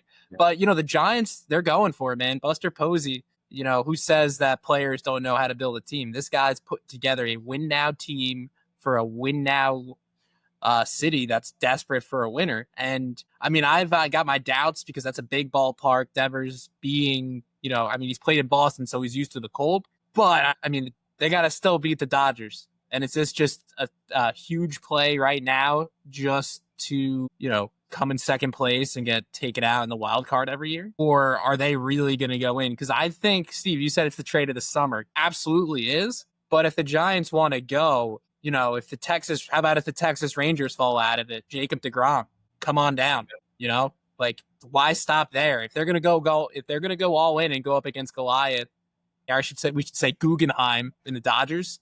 Can't stop there. Got to keep going. And I'm thrilled for it because it's great for baseball. I like a move like DeGrom because it's going to be like a Scherzer-esque trade where you're going to have a top 5 prospect being moved, probably a top 3 prospect being moved, maybe 2 of them. But it's not going to be like Soto to the Padres, where you're going to have to move like 50 million prospects and guys that turn into studs. Nationals got some really good players in that package when they moved them to the Padres, including Gore, who's been a fantastic pitcher this season. But DeGrom's a good point. Going back to Devers, though, when you're in a playoff position, the Red Sox are in a playoff position. They're 1 game over 500. They just swept the Yankees. I almost feel bad for Red Sox fans. And who am I to feel bad for them? How many World Series did they have since the 2003? Is it now? 2004. 4, 7. Yeah. 2018. Is there another one? At least 13. So they've been spoiled. They've had their fair share of World Series, but the 2 biggest trades in the past 10 years have probably the Mookie Betts one is up there, and the Rafael Devers one is up there. And I don't like how this unfolded because this feels like it's the front office of the Red Sox saying, you will not challenge us or you will be traded. That's essentially what they're saying. They don't care who you are. You could be the star of the franchise, which Devers was for the Red Sox. I don't think there's anyone in that Red Sox franchise who's bigger or on a higher level than Devers. And they said, if you don't stay in our lane, if you don't follow our rules, we're going to move you. And that feels like a dictatorship. That doesn't feel like the Mets, which I respect, where Cohen as an owner keeps his door open, where Alonso a few seasons ago when they traded Scherzer and Verlander could go into their office and be like, what the hell is happening? What is our direction of our team? It didn't feel like that was the case with the Red Sox because ever since the Red Sox made him a DH when they brought in Bregman and Devers wanted to stay at third base, there's been some, I don't know, it feels like there's been some tension in that organization. And it shouldn't have been that type of tension because you've had a great offseason. You brought in Bregman, you brought in Crochet, you brought in several other great players in general. It felt like a team that could really compete with the Yankees and contend for the AL East crown. Now they're 1 game over 500 and they're trading their best player. And then there was the big fallout from when they tried to say, hey, like now that we made you the DH, we're going to try to make you a first baseman when Casas went down. It's like, just leave this guy alone. Let him hit. Let him focus on what he's got to do to be a star for this team and stop trying to shift him around everywhere. I think he's earned the right to say, I want to be somewhere, or that. I think they might have signed him to trade him though, because I mean they have all these prospects that are coming up now, so they might have just felt like the team's in transition. We weren't really going anywhere with him, and if we can get prospects, and Jordan Hicks he's a good pitcher. He's not like a stud, You really think it's a transition, though? I do. I think they're going through a total youth movement there. I mean, we've heard the smoke around Bregman getting traded already. He's got an opt-out. He's been hurt. They brought up Roman Anthony. They have, I think, 2 or 3 other guys that they brought up this year. And it felt like they just didn't want Devers around those guys. And baseball's getting younger, as much as we hate to say it. Like, you don't usually have these great... How old's Devers now? 31, 32 probably? Devers? I don't even know. Yeah, or is he younger? He I might don't not even even be know. 30. 28, by the way. Down. I'm glad I could. 28, okay. Verdugo. They got Verdugo in that trade. That was the big prospect that was moved. Verdugo? Yeah, where's he now? In Atlanta doing what? Nothing. Nothing. You know? Yeah. I mean, they just have all these guys they brought up, and I think that the Red Sox know that they're going to be good for a while with these kids. If they can get more prospects. It sucks that, yes, they're a game over 500, but what place are they in? 4th? 3rd? They did just sweep the Yankees, which brings him back, but is it sustainable? I don't think so. They would have had to make a lot of moves. I can't tell you how dangerous it is to say, hey, we're going to rely on prospects in this date of baseball. Oh, absolutely. They're lottery picks. Yeah, but they're lottery. What player development has been across baseball is not what it used to be. A lot of times when people picked, like in the 90s, early 2000s, if you picked someone in the first round, there was a good chance that they were going to turn into somebody who was a respectable MLB player. That's not the case anymore. Just take a look at the Baltimore Orioles. I was so excited about what the Orioles had the potential to become with all their star-studded farm system that they had. And maybe you can make the case that one player is panning out of that group, Gunnar Henderson, because what their catcher is doing this season, Rushman, I can't even say he's going to be good for a long time because it's been an ugly fall for him. So, like, what is going on with the Orioles is what could potentially be any other organization that banks on prospects at this point. I mean, it's a small sample size, but Roman Anthony is batting, what, 0.63 going into today's game. He has not had success since he got to the league. And again, we got to give him his time. We got to see what he's capable of becoming. I'm very excited about him. I've seen good reports. I think he's an electric player that can be the type of player that turns around an organization, of course. But if something works, then you have this person under contract for years to come. They signed him, I think, before the beginning of last season. And I think that was to block off teams from coming in all summer and saying, hey, trade Devers to us. They just didn't want to hear that noise. If it's not broke, don't fix it. Like Devers, apparently, and I listened to Jared Carrabis, who I don't know if he can be biased sometimes towards the Red Sox, but he was hearing from unnamed reporters that the locker room was okay with Devers. They didn't have a problem with him. It was more the front office. So I can see that. If he's not bringing down the locker room, then I'm okay with having this guy unhappy with some of the higher ups. Because as long as that's the case, it's like he's going to keep showing up every day. He's going to go into his DH role and he's going to hit.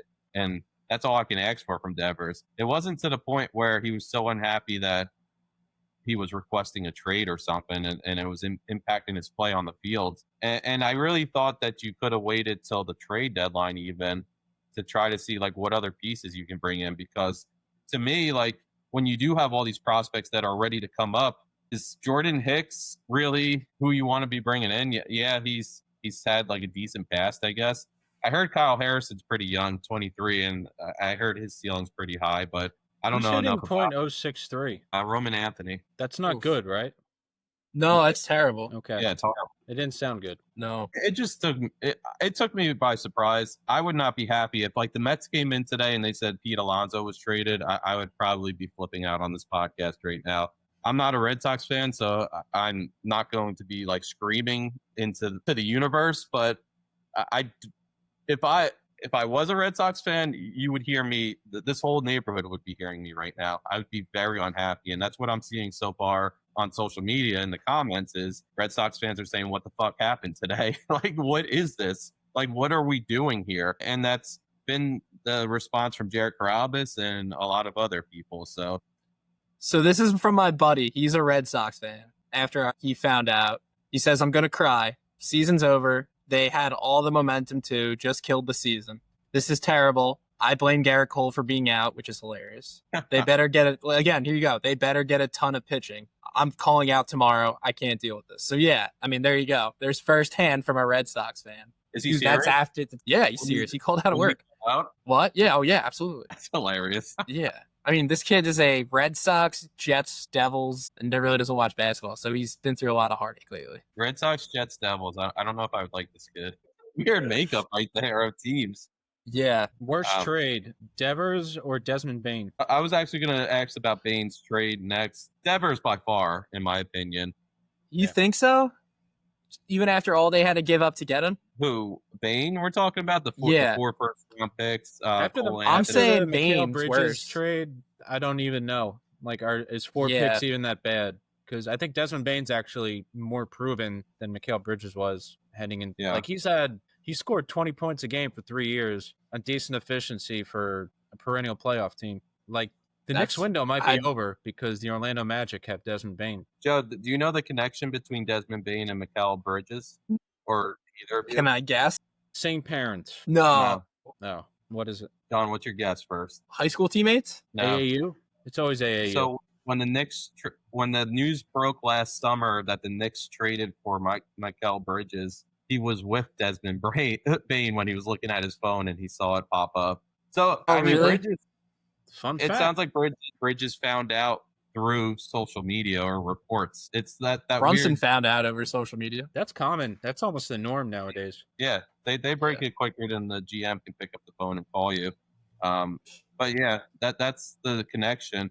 I'm more looking at it as this. Yes, the Magic traded 4 first-round picks. They gave up Cole Anthony. I think they gave up Caldwell Pope as well. But the Magic, the roster right now is so young. If you look at Pablo, Franz Wagner, a few other guys that are going to be impact Jalen Suggs players, they're all in like 26 or younger. So like those 4 picks that you're going to get, are they going to be top 10 picks or are they going to be, 20 through 20 on? Like they're going to be role players essentially. So why not bring in, like Joe, you're saying Desmond Bain, a guy who scored 20 points for 3 straight seasons. Like what does that make the Magic now?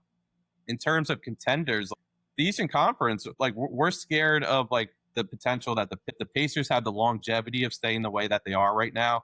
The Pistons showed that they're ready to transform into a team that's probably going to be a strong suitor in the playoffs for a while. Hopefully the Knicks can stay where they're at. Who knows what the Celtics are going to bring in the future? But I mean, you throw the Magic into that punch, it's starting to feel like a very competitive Eastern Conference final. Like, what does this do for the Magic is more my question than looking at the picks that they gave up and everything. Yeah, that can slap them in the face in the future if the Magic don't do anything in the next 10 years. But who's to say that they don't become this awesome team that they really needed another scorer? Because on nights when Pablo doesn't show up, Banchero, I just feel like the team's flat. They don't really have anything going on. Franz can get to the hoop, but like neither of them are like those dynamic powerhouse scorers. If you're not going to have that powerhouse scorer, They were also take a missing page their out of the starting point guard. Suggs, yeah. If we're talking about No, just I down the get it. stretch. I don't think He's they were not an beating the all-star, but he's Celtics very with Suggs. important. They weren't beating the Celtics though. There was no shot in that. But I'm wondering if they make this move if the Celtics were healthy or if they were in the Western Conference. Because like you said, like this seems to be just a free-for-all for next year. Even if Giannis stays, they're not getting Dame back. And you look at their supporting cast, what do they have? You would assume the Pacers will still be good, but, are they going to be a perennial finals team? Yeah, like you said, I think if Desmond Bain, he's still young enough that he could actually make like multiple All-Star games, especially in the East. Yeah, they could be a top 3 seed next year, like no question. Like it would not surprise me. And I thought they were going to be this year, and they might have if they didn't have injuries to like their 3 best players all at like differing times. yeah, no, I think this They were like a 48 win team. They were disguised as like I think they won like 41. Like they shouldn't have been a 7 seed. Oh yeah, injuries definitely put a damper on that because I think Banchero was out for a little bit, right? So And Wagner. they were out Both with some of the Wagners. Wagner 1 stars, and Wagner 2. which are both important pieces to the team. This is pressure, like this is front office pressure saying like if we don't get better as a roster, we're going to see the same result every season.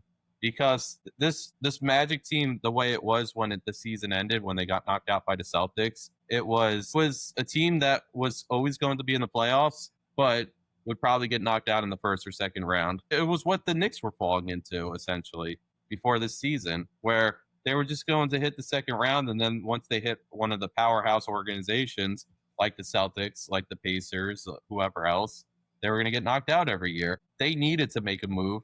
I don't know if this is the last move the Magic make. I'm sure they're going to be scrambling around seeing what else they can do. I think missing piece. They're young. I think they also realized they weren't going to go after Giannis or Kevin Durant type players, so why not bring in a Desmond Bane? No, they need shooting and ball handling. I mean, obviously, you wouldn't say no to Giannis if he's giving you for free, but that would never be the case. Exactly. What does this do for the Grizzlies? Do you think this could open the door to them saying, all right, Ja Morant's available or Jaren Jackson's available, one of those players? Yeah, I mean, they're kind of no man's land at this point. If they were, I think anything is possible. I mean, you forget. I mean, they were a 2 seed for a couple years in a row. They were the 2 seed for, I'd say, the first 2/3 of this season before they were falling apart, and inexplicably firing their coach didn't seem to help. But you saw how far they were away from the Thunder, which I know is even for a strong year in the Western Conference, that's a very high bar historically to try to hurdle. And if Ja Morant doesn't get injured, they probably take at least a game off them. I think they were well on their way to winning Game 3 before Ja got hurt. But yeah, like this team, this promising window seems to have closed. That's a move you make if you don't think you're a contender, because why would you get rid of Desmond Bane for spare parts? Yeah, I mean, everybody was healthy when they faced the Thunder, right, in the first round. Yeah. So, up until Ja Morant Game 3, they were. I think you saw the true identity of what the Grizzlies were. It was a team that was probably going to get clobbered every time they faced a Thunder type team. It was the same thing as like what the Magic were falling into, but the Magic, I think, realized they wanted to make the next step. I don't know if Memphis ever really wanted to like go much further than what they currently are. The only difference is like Ja Morant can take over a game on any given night. He has the potential to be a top 10 player in the league, in my opinion. I think some unfortunate scenarios have happened around Ja Morant over the past few seasons, and I think it's taken his focus away from the NBA. But when this guy is totally locked in and he's playing every single night, and all he can do is focus on basketball, and I hope one day he gets to that point where he's not looking at the outside nonsense and he's just worrying about basketball. I think this guy can be something very special. It's going to take a lot to take him away from the Grizzlies. If Bridges is taking in 5 first-round picks and Bane is taking in 4 first-round picks, I don't even want to know what Ja Morant is going to cost you. The controlling interest of the franchise, probably. What is it, Caleb Williams being drafted in the NFL? I feel the same way about Paolo. He's not the reason they lost the last 2 years in the playoffs. He's been a very good playoff performer. I might feel better about him than I do Ja Morant, even though Ja Morant's hypothetical ceiling is probably higher than Paolo, but just, I don't know. He's like forgotten how to shoot. I would say his first name wrong. Paolo. It's Pablo. You can say Pablo. No one cares. It's the same thing. I listened back to our episode for our most recent one, and I made a big time mistake, and I'd surprised you guys did not correct me. I kind of hate you guys for not correcting me. Naismith was the one who took over Game 1, and I kept saying it was Nembhard, and I apologize for that. That was a really bad mistake. Up. I said the Pistons still play in the Palace Auburn Hills, and that was demolished in 2019. I'm gonna save some of my. I said that the Thunder were gonna win in 5. Yeah, true. That might come back to hurt you, but yeah, one way. Yeah. I'm just messing, but I have a few more questions. I had Patrick a bunch. Roy, not Patrick Waugh. That was probably the worst one. Because if you got a hockey name wrong, that's like 3 sins. Patrick. If you were watching Cinema Sins, that'd be like 5 sins. No one watched that. I think it's okay. Some of these no names. One's seen it but me. What? No, I've never seen it. That's a YouTube channel. Yeah. Like I said, I'm a connoisseur of cinema. I Gene like Hackman's Sloppy Kiss is like -2 Cinema Sins. That elevates. That's your every night watching before you go to bed. Have you seen Hoosiers? Do you remember that scene? I know what you're talking about. Would they make a movie nowadays where 2 55-year-olds just start like not even like a kiss, just like passionate, straight up doing that? Yeah, probably. Line up for that. I mean, once they remake Hoosiers, I'm sure they will. And it's what would the sloppy coming. kiss be between like Jeff Bridges and God? I think they would take one of the current coaches and make Greg them an actor. Popovich. Yeah, I don't know if he'd make it. Too drooly. Sorry. It's not as bad as I remember.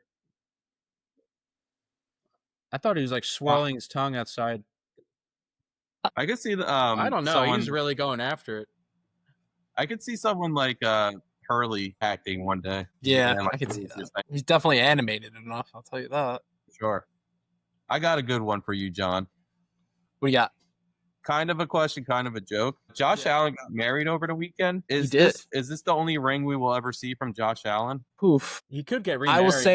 I will say it's the only ring he will see as long as Sean McDermott is the head coach of the Buffalo Bills. Good point. And I don't know who they would hire, but I know he's never going to win a Super Bowl. Do you think without McDermott, they're getting past the Chiefs in the AFC Championship game? I think it would be a better game, and I think they would be in better position because Sean McDermott has proven time and time again when he needs to make the play. And it also has to do with, Andy Reid owns his disciples, and Sean McDermott's a direct disciple off the Andy Reid tree. So it's kind of tough to beat your guy. And I don't know.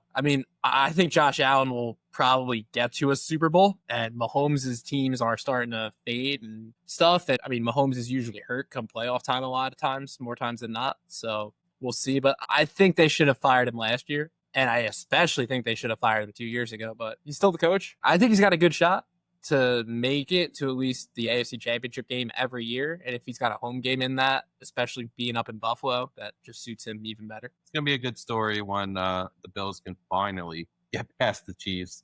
When it's going to happen. That will be a rewarding one. And if they can get a Super Bowl, like Allen's a likable guy. I don't care if you're a Jets fan. Oh, absolutely. By the way, I'm a Jets fan, and I think he's very likable. Father's Day, Josh Allen is 12-2 against the Dolphins in his career. So talk about daddy. Yeah. Ooh, sorry. The Dolphins social media, God bless you, by the way.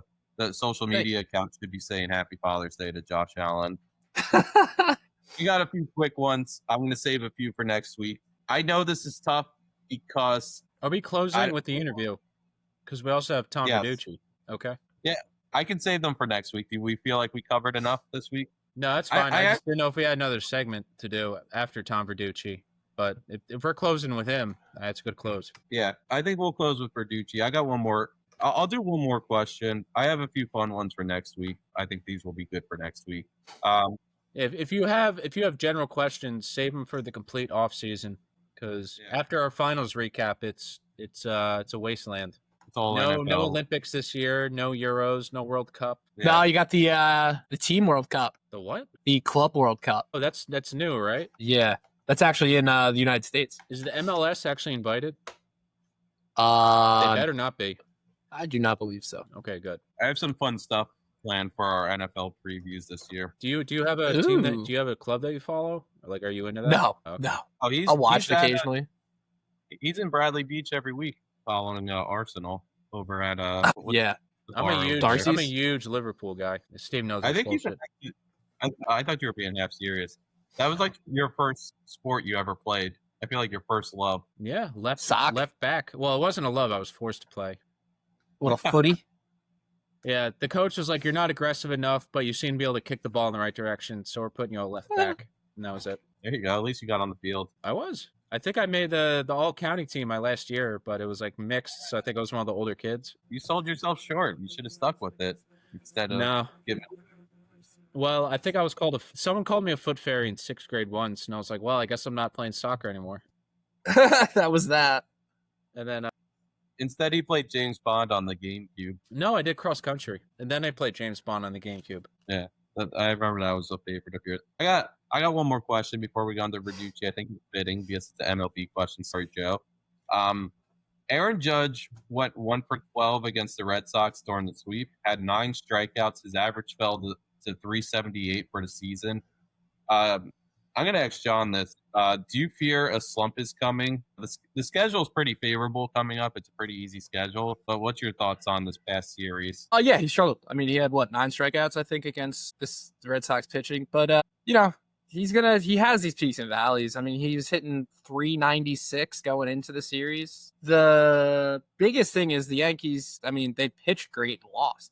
The offense as a whole went down the tubes. And more times than not, in the last couple of years, it's been whenever Aaron Judge struggles, the team has struggled. This year, they've been more complete where, he was hitting 400 going into the season, like I said, the series, like I said, but he's still finding, the team was still finding ways to get it done. And like last year, having Soto, it was just one guy.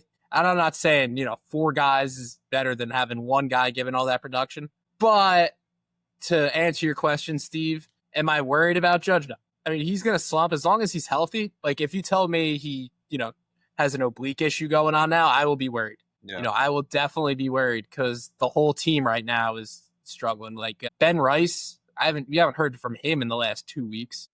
Oh, yeah. Stanton is coming back tomorrow, will be in the lineup. Not that that means anything, but it's like a little fear that if you can't put a fastball right down the middle or it's going to go 9,000 feet. I'm more worried right now about the Yankee bullpen. I know there's a lot of guys that they're closers out right now. Williams hasn't really done much. He's been a little bit of a tight wire act to begin the season. But they're going to make trades because they need to. Don't expect big plays from Brian Cashman. Don't expect to add a ton of salary. But if they get a few bullpen pieces, preferably guys from the NL who are, not super top closer-like, but can get the job done, then yeah.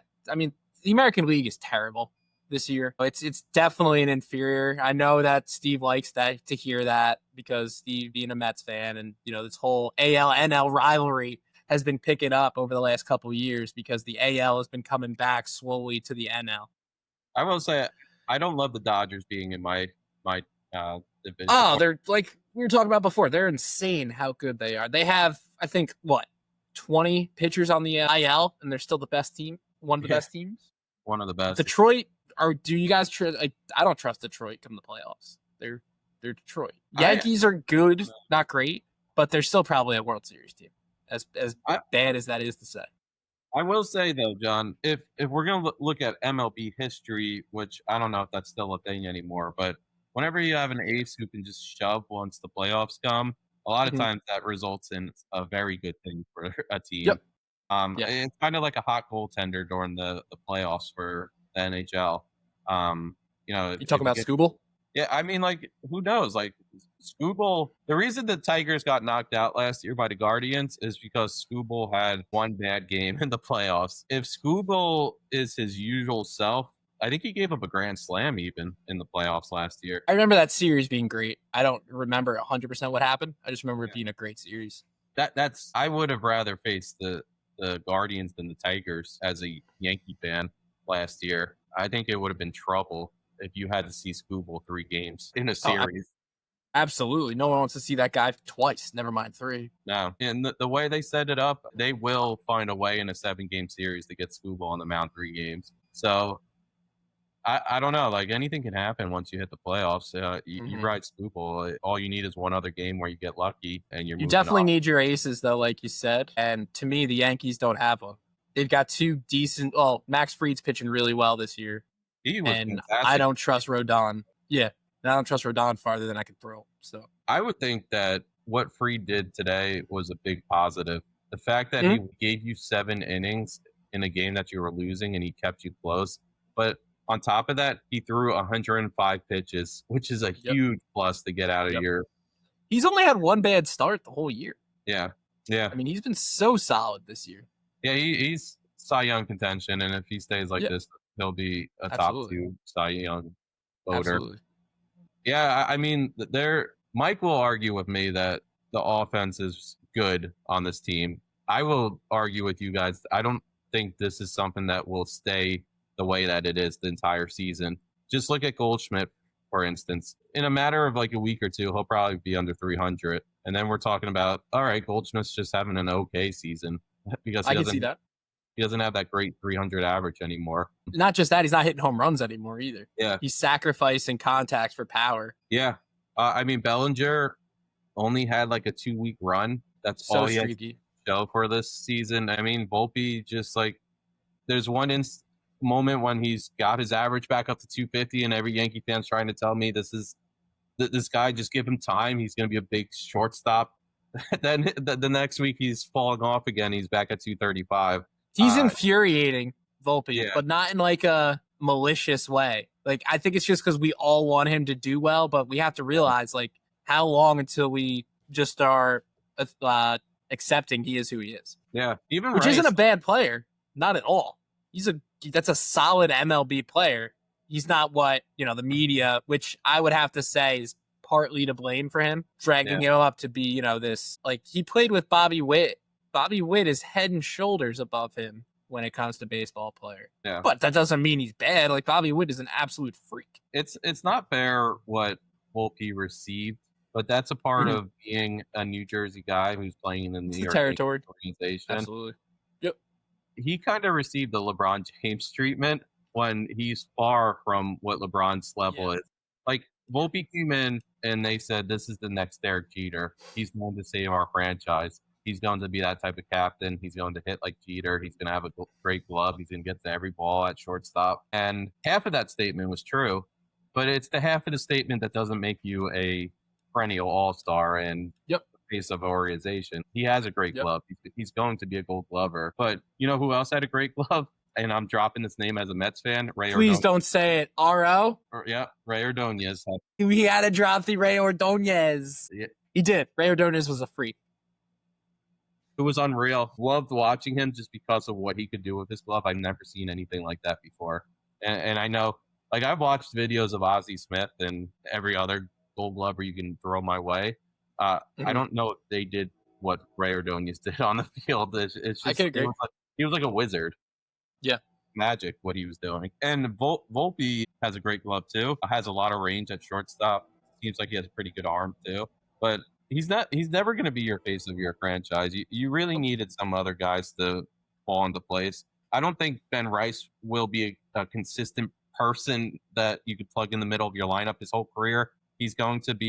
He'll be good for maybe 10 to 15 home runs every season. But like, you want that guy in the middle of your lineup? But like Dominguez, it's Dominguez, right? I'm starting to doubt what he is. Yeah. Like, is he going to be that guy that's, like, very frustrating, but can get you 20 home runs and 85 to 90 RBIs every year? Probably, but how long are we going to accept the stuff like yesterday? And I know this is recorded after, but the Yankee game, he thought that there was a strike 3 called and got caught at second base and basically took all the momentum out of the game when the Yankees had a runner at second with 1 out in a 1-run ball game. Can't be doing that, dude, especially against the Red Sox. Yeah. You know, especially when the team's scuffling. No, and that's stuff. Those type of mistakes are stuff that would, hurt a complete team like the Dodgers when it comes to playoff time or like a big game. The Yankees, where they're struggling to even get runs across the board during this weekend, can't have mistakes like that. Yeah, it was a tough weekend. Yeah, I mean, we talk a lot. We talk about Judge and we call it a flusher. Just flush it down the toilet, baby. Yeah, forget about it. Put it in the rear view mirror. I mean, Judge is just. I would like to talk next week more on a positive note because what he's doing this season is like some of the most incredible hitting I've seen in probably my lifetime. He's entering the conversation as not just the best right-handed hitter, but best overall Yankee hitter as all time. I think, Steve, you said it to me, the Steve Phillips video. Yeah. About him being like just the Yankee guy. And it's probably a little recency biased, but I mean, what he's doing right now is just, and the stat that I loved is how many pitchers he's faced and he's doing it against. Yeah. It's at a Barry Bonds point where it's like, why do you even pitch to this guy anymore? You should just pitch around him. That's what until the playoffs. Yeah. Sox should have done that Friday night when they were up by a run. I don't know why they ever pitched to him, but he hit a rocket. That was his one hit of the series. I think we're putting Joe to sleep with all this baseball talk. That's why he wants to do NFL previews. Barry Bonds is, I don't know much, but that's high praise. Yeah, man. It's getting That's there. like a Doncic trade. Like, you got to think about it a little bit before you put somebody in that category. Yeah. You're putting him above Babe Ruth? That's what this guy's saying. And if he has another season like this, guys, I mean, if he's hitting above 380 and probably 55 home runs, like, that's nuts. Babe Ruth was a bigger deal when we were growing up, but he was still pretty good. Yeah, I mean, you got to understand, he's already had 2 seasons where he had 60 plus, right? No, he's got 1 season with 60 and another with 58 or 59. Yeah. What do you have his rookie year? Like 50? 52. 52? 52 or 53, I forget. And then didn't Alonso have 52 like that following year or something like that? I thought he beat it. I thought he got up to like 53, 54, Alonso. So Alonso did have 53. That's what it was. Judge had 52, I believe, and then Alonso had 53. What did Mike Davis have for the Orioles in 2012? Chris Davis. Mike Davis? Chris Davis? Who's Mike Davis? 56. That's just a 55? random player I will never forget. You're just throwing Yeah, like he random was so- first names that are So popular. hopped up on Adderall, that guy. I don't think Chris Davis is popular anymore. But He had Let's 50 see. Chris the Davis, other home person. run season. 53, okay. then Yeah. he had the hitless streak. I remember that too. Oh, my God. Yeah, and then his last 3 seasons, he added 168, 179, and 115. So Ooh. ugly. Hello, Interstate. Yeah, that's grounds for retiring, which he did. Yeah. I wish. So I'm gonna shoot it over to Verducci. We'll close out this episode. I wish that this trade happened before I talked to Verducci. I would love to hear his opinions on it, but we'll have to get someone else on to talk about it. I will say this one last fun fact is the Red Sox are playing the Giants on Friday. Incredible timing to make this trade. It just fits the script that we always hear in sports where things just freakishly happen, and this is what's happening. It's going to up the ratings by having that type of series next weekend. Yeah, I don't know what else to say about it, but yeah, let's bring in Verducci. Was that turn and burn? Yeah. Oh, yeah, that segment was Turn and Burn, baby! There we go. We have to brand it. Turn and burn. Turn and burn of the week. I'll have good questions next week. This was more breaking news this week. Next week will be fun ones, but I'm just happy you fit in a little Desmond Bain, so I didn't feel left out. he was on my list. He was on my list. It was coming up. It's not a Doncic trade. It's not a Devers. That's not a Devers trade, but it's up there. Yeah. It could make or break a 3 seed next year. You should talk about that. Yeah, they could jump to Knicks for all I know. It's very possible. Especially I think if a lot of teams might be can't jumping find a the Knicks. coach. You need a coach. Yeah. Can we rehire Tibbs? Hey, he's not Bring doing him back. anything. He's already on a contract. Yeah. That'd be hilarious. They should do it. Right now, before we go, what do you guys think? Who's going to be the Knicks head coach? One name. Give a name. The first person that'll sit down and actually talk to us. I don't know. I think it's going to be Jeff Van former. Gundy. No, it's going to be the former Grizzlies coach, which is a terrible move. Who's that? Mike Brown? No, Mike Brown was Sacramento. That they're interviewing tomorrow or whatever. Yeah. I'm curious. I mean, the more time that goes on, the more it looks like it was a Mr. Dolan move. So Yeah. we'll see if Just, it ends they up had being no the right plan. move. That was entirely the Yeah, that fact was that made they're up. doing this shows that was an emotional decision. They had nothing. They had no backup. They just didn't want Tibbs associated with them. Yep. All because Ooh, a ball Mitch. bounced up 25 feet in the air and landed perfectly downward. That's Yeah, literally it. that's. I would at this point. I'd rather them just swallow their pride and just offer Thibs his job back. Has any team ever done that? I don't think so, but You know what? If any And- team is going to do it, it should be us. Just Yankees Yeah. with Billy Martin, maybe. they did it like 5 times. But Billy Martin at least won a title before he got fired, I think. Yeah, it's true. I think you did, Couple. yeah, Yeah. with Reggie Jackson, right? Mm-hmm. I know more about baseball 50 years ago than now. All those Cooperstown trips. You better know Yeah. some of the old baseball. In the 2007 ESPN original show, The Bronx is Burning. John Turturro. Yeah, Phenomenal yeah. show. That was a good Phenomenal show. Should I stop recording, by the way? No, you have to. Well, now we should. We got to send it over to Verducci. Yeah. Verducci? Great intro. All right. Yeah. He's going to love it. Short and I sweet. sent it into Verducci minutes ago, and we just kept talking, but we'll send it over Yeah. to Verducci now. All right, cool. We're going to bring in Tom Verducci, longtime writer for Sports Illustrated, among many other things you've been involved in with baseball. Before I get into some like baseball related topics, I wanted to talk about like your career in journalism a little bit, because I think there's some cool things that have been announced around the journalism world recently with John Boy Media and MLB, but I also wanted to get your perspective on some things too, because I grew up reading Newsday. I know there was a stint at Newsday. That was my favorite Mets coverage. Whenever I used to go to my aunt and uncle's house out in Long Island, they always had Newsday on the counter, and they always had like big colored pictures of the Mets. But also like Sports Illustrated was such a big part of how I became a sports fan. And I just wanted to know like your perspective on, like, you've always been more of a feature writer, which I love feature stories. It really gets in depth.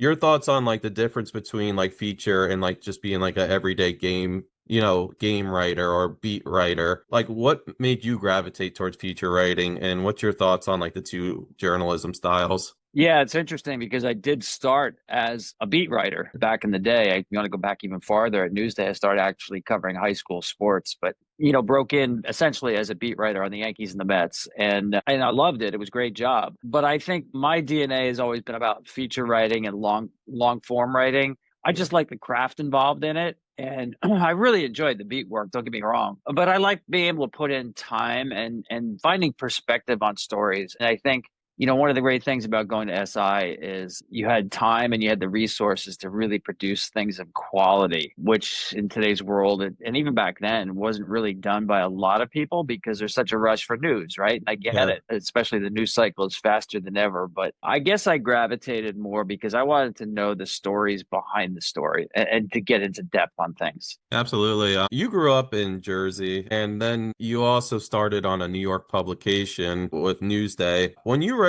feature stories, like I remember you wrote the Dark Knight piece on Matt Harvey. That was a big one. And like other like Mets Yankee related pieces. Does that feel like you're at home when you write those type of stories? In some ways. I mean, for instance, I'm covering, I'm in the booth for Fox in the World Series at Citi Field in 2015. And I grew up actually as a Mets fan as a kid. You almost have to pinch yourself. You lose your rooting interest. At least I do once I got into the business. So that's completely different from being a 10-year-old kid or a 9-year-old kid. But yeah, I think because I grew up in the New York metropolitan area, and especially grew up with newspapers in our house, like reading the Daily News, reading the Post, reading the New York Star Ledger, the whole kind of the atmosphere of New York journalism, if you will, is unlike any place in the country, right? And I always got a kick out of that. So to be even a part of that for me, looking back on it, it's like it's such a thrill. And people ask me all the time, who do you root for? And you really don't. At least I don't. I mean, I root for good stories. I mean, I'm selfish. I want good narratives, good stories. I want a good baseball game. I wanted to go extra innings. But as a kid, I was a Mets fan growing up. So there's always that little kid in you that's still there. What was it like? Because you were in the booth for 2015, seeing that David Wright home run. His story was so incredible with like the back injuries and like coming back for that playoff and that season and being able to hit a home run in front of the crowd. Just like I was at home and I felt goosebumps. I can't even imagine what it was like being in the booth for something like that. Yeah, it's pretty amazing, especially knowing and talking to David at that time, how much work he had to put in just to get himself ready to play a baseball game. I mean, just hours and hours of, they call it prehab, just getting the body ready to play in the game. And you knew he was still hurting. And it reminded me actually a little bit, and there's some similarities here, of Don Mattingly with the Yankees. And, I was there when Mattingly got to the big leagues, obviously one of the best players in the game. Like David Wright, injuries, kept him from being, the kind of first ballot Hall of Famer he certainly looked like early in his career.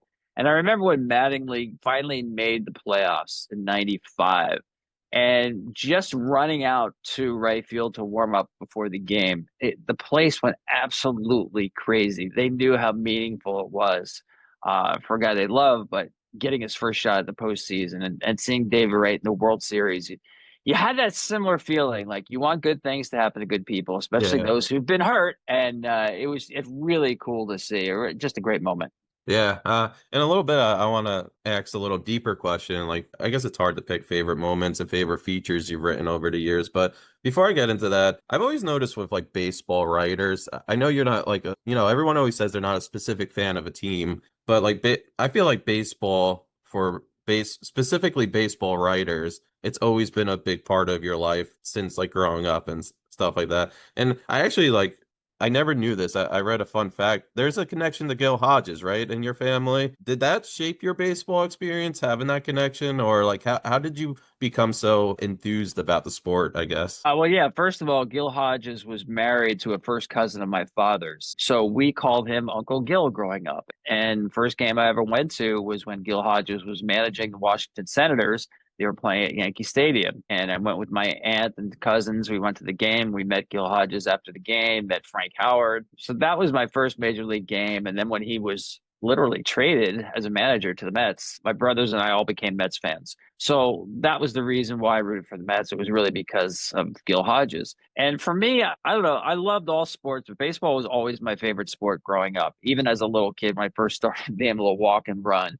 But I think it was really because of my dad. My dad was a high school football and baseball coach. Okay. So I got to see, especially for me with baseball, how the game was played, like the fundamentals of the game, everything that happened behind the scenes before the game was played. So I was always interested in the finer points of the game from a coach's perspective because I had that from my dad. So I was lucky, actually. I feel like I'm lucky because that kind of informed my view of baseball, that it's not so much from a fan perspective, it's more from a coach's perspective. So that's the way I see the game, and it really did come from my dad. Absolutely. Sticking with the journalism side of things, I guess, or transitioning to back to that, it's so different now.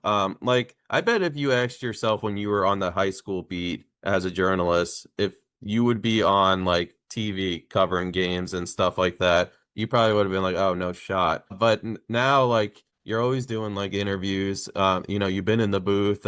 You've added that part of journalism to, I guess, your arsenal. But like I feel like journalists almost have to do it now. Like you have to be like multidimensional. What's your thoughts on like what journalism has became? And I guess this is a two-part question because everybody's always racing to get news out on social media. But I noticed that you've never had a big like social media presence. Do you even have any pages? Like I don't think No, you rely on it. So I have no social media presence. I'm not on social media.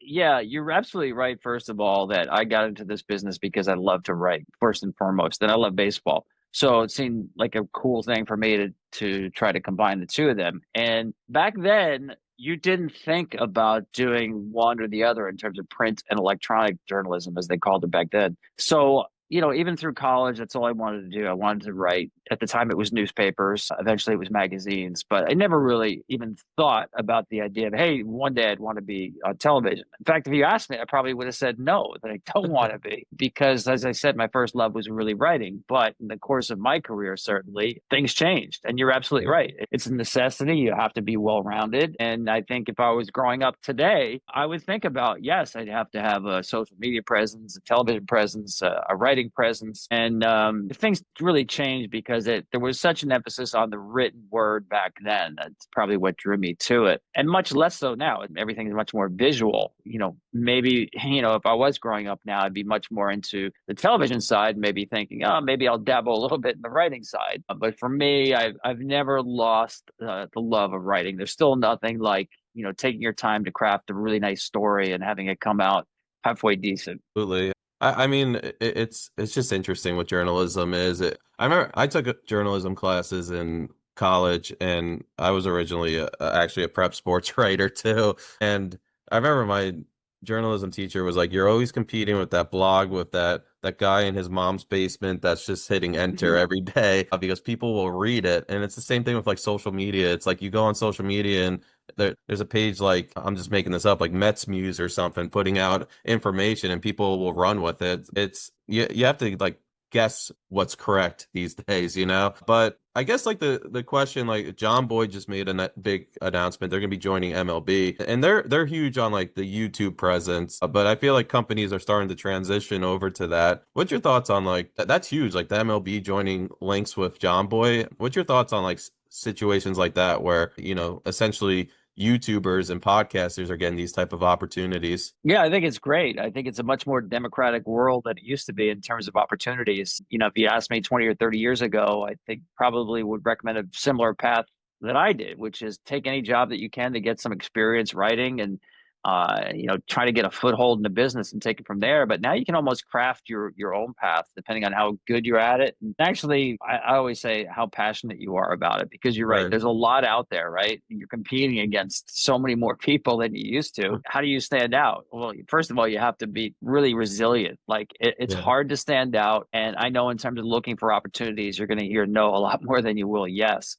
But if you're really passionate about it, you'll stick through it and you'll just keep knocking on doors until you find that one that opens. So I think it's great that there's opportunities for people to get into this business, in multiple ways now. And again, I think passion will carry people a long way. To be innovative, to be unique in your own voice. I always tell people all the time, and Vin Scully was the one who told me this. It's nothing new. Don't try to copy other people. You can certainly learn from other people, but having uniqueness of voice, who you are as an individual is really important to stay true to that And I think that was I don't know if I was told that early on, but I remember Vince Scully telling me that when I talked to him once, and I think it was Red Barber told him that, if you try to copy me, you're just watering your own wine. Take advantage of who you are as a human being and your uniqueness. And yeah, you borrow bits and pieces in terms of how you do your job, but in terms of your personality, I think it's great that you can make a presence in this world, whether it's on social media or mainstream media, just by being yourself. Absolutely. I guess before I switch over to like some baseball related questions, I have one more question for your specific career, because I just have to ask about Sports Illustrated, because I remember my mom worked in a dentist office, and when I was a kid, she used to bring home Sports Illustrated, and then eventually I begged her to get me a subscription to Sports Illustrated so I could get it, every month. And whenever there was baseball on the cover, it was always your stories, it felt like. And then like that's how I really got into reading baseball stories and journalism. But was that a real like pinch me moment for you when you had the opportunity to start at Sports Illustrated? And thinking back, are there any like feature stories that come to mind that will always sit with you the rest of your career as like one that you like remember as like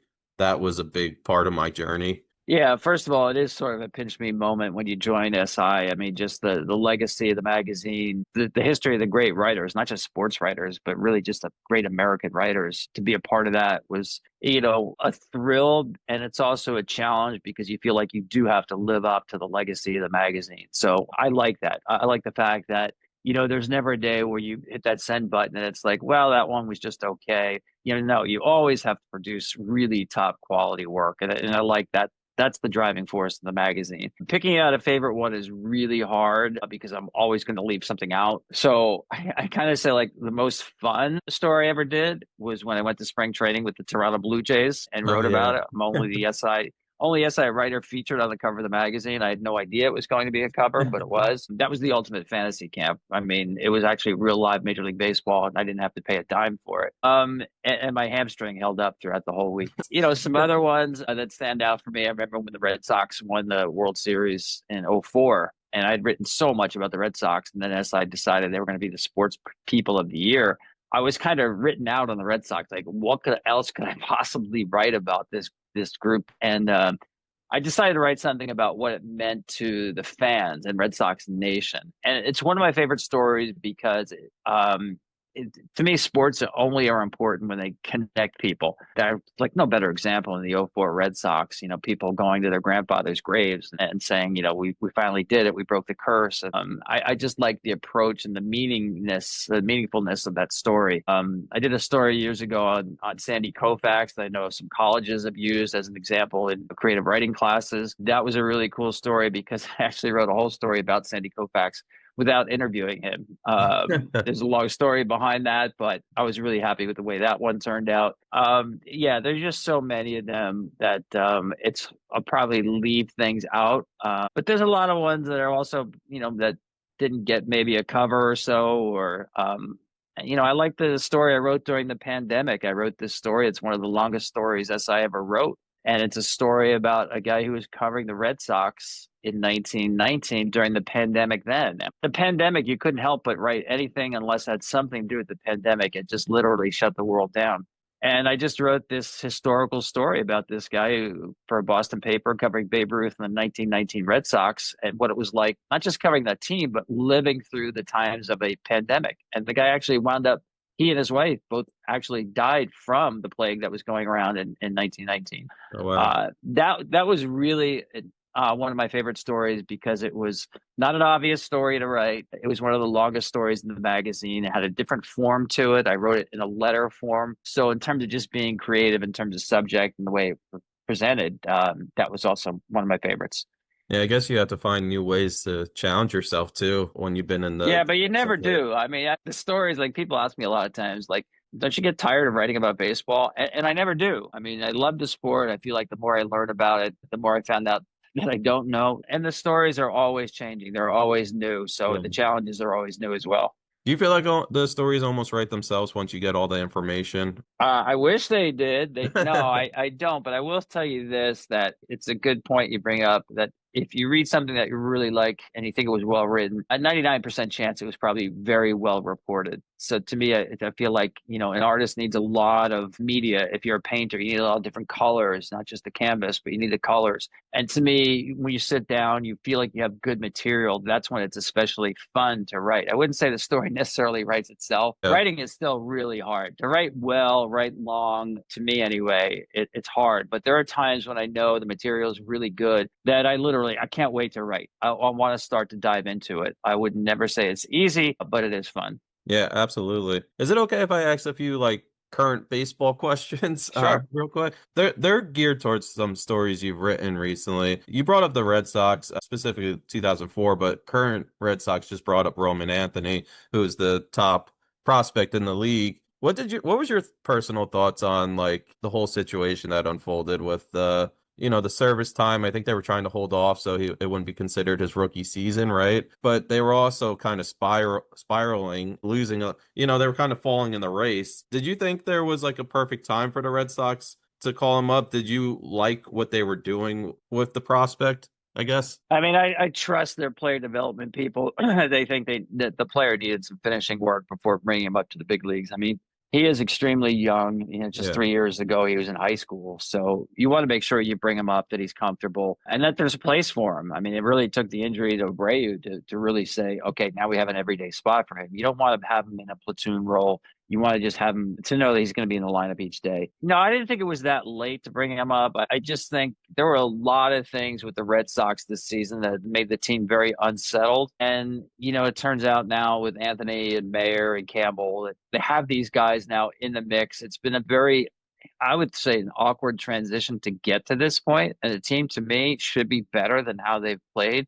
But they've had so much uncertainty about the team and especially about their pitching. I think they've underachieved this far. I mean, this is a team to me I still think they're going to be in a wild card mix, but they're playing uphill from this point. And I didn't think it was necessarily late in terms of bringing him up. It's still early June. That's not terrible. I don't think they were trying to manipulate service time. I think that's much less of a thing than it was in the past. But you have to be really careful with a player that young to make sure that he's ready. I mean, it's easy to look at him now and say, man, he looks like a finished product. But I didn't think it was too late, no. Yeah, just sticking on the Red Sox. And this isn't no way me saying anything about the organization itself. Player development seems excellent. Their front office right now seems like they have a lot of the right answers. They had a really great offseason. Some of the prospects that are, right at the cusp of being ready or already got called up have look fantastic. Do you feel like there was some foreshadowing in the beginning of the season that maybe that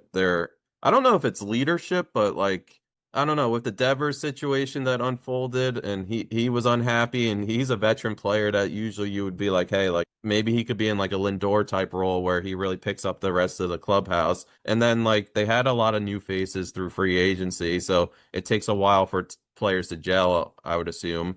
Do you feel like there was a lot of early signs that we just didn't notice, and that's factoring into where the Red Sox are right now? Well, certainly the Devers situation could have been handled better. Probably the communication wasn't as great as it should have been to anticipate that kind of problem, because I think it did sort of detract from just the vibe around the team.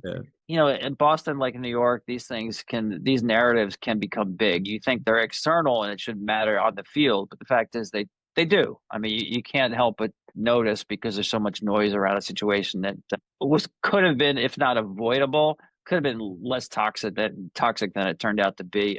I feel like the Red Sox have a really good core. It's a very, as you mentioned, the young players it's great to have 3 position players popping at the same time this. It's one of the most athletic Red Sox teams I've seen in a long time. I just think they haven't coalesced yet together for whatever reason. I think Bregman was a great signing. He really is a clubhouse leader.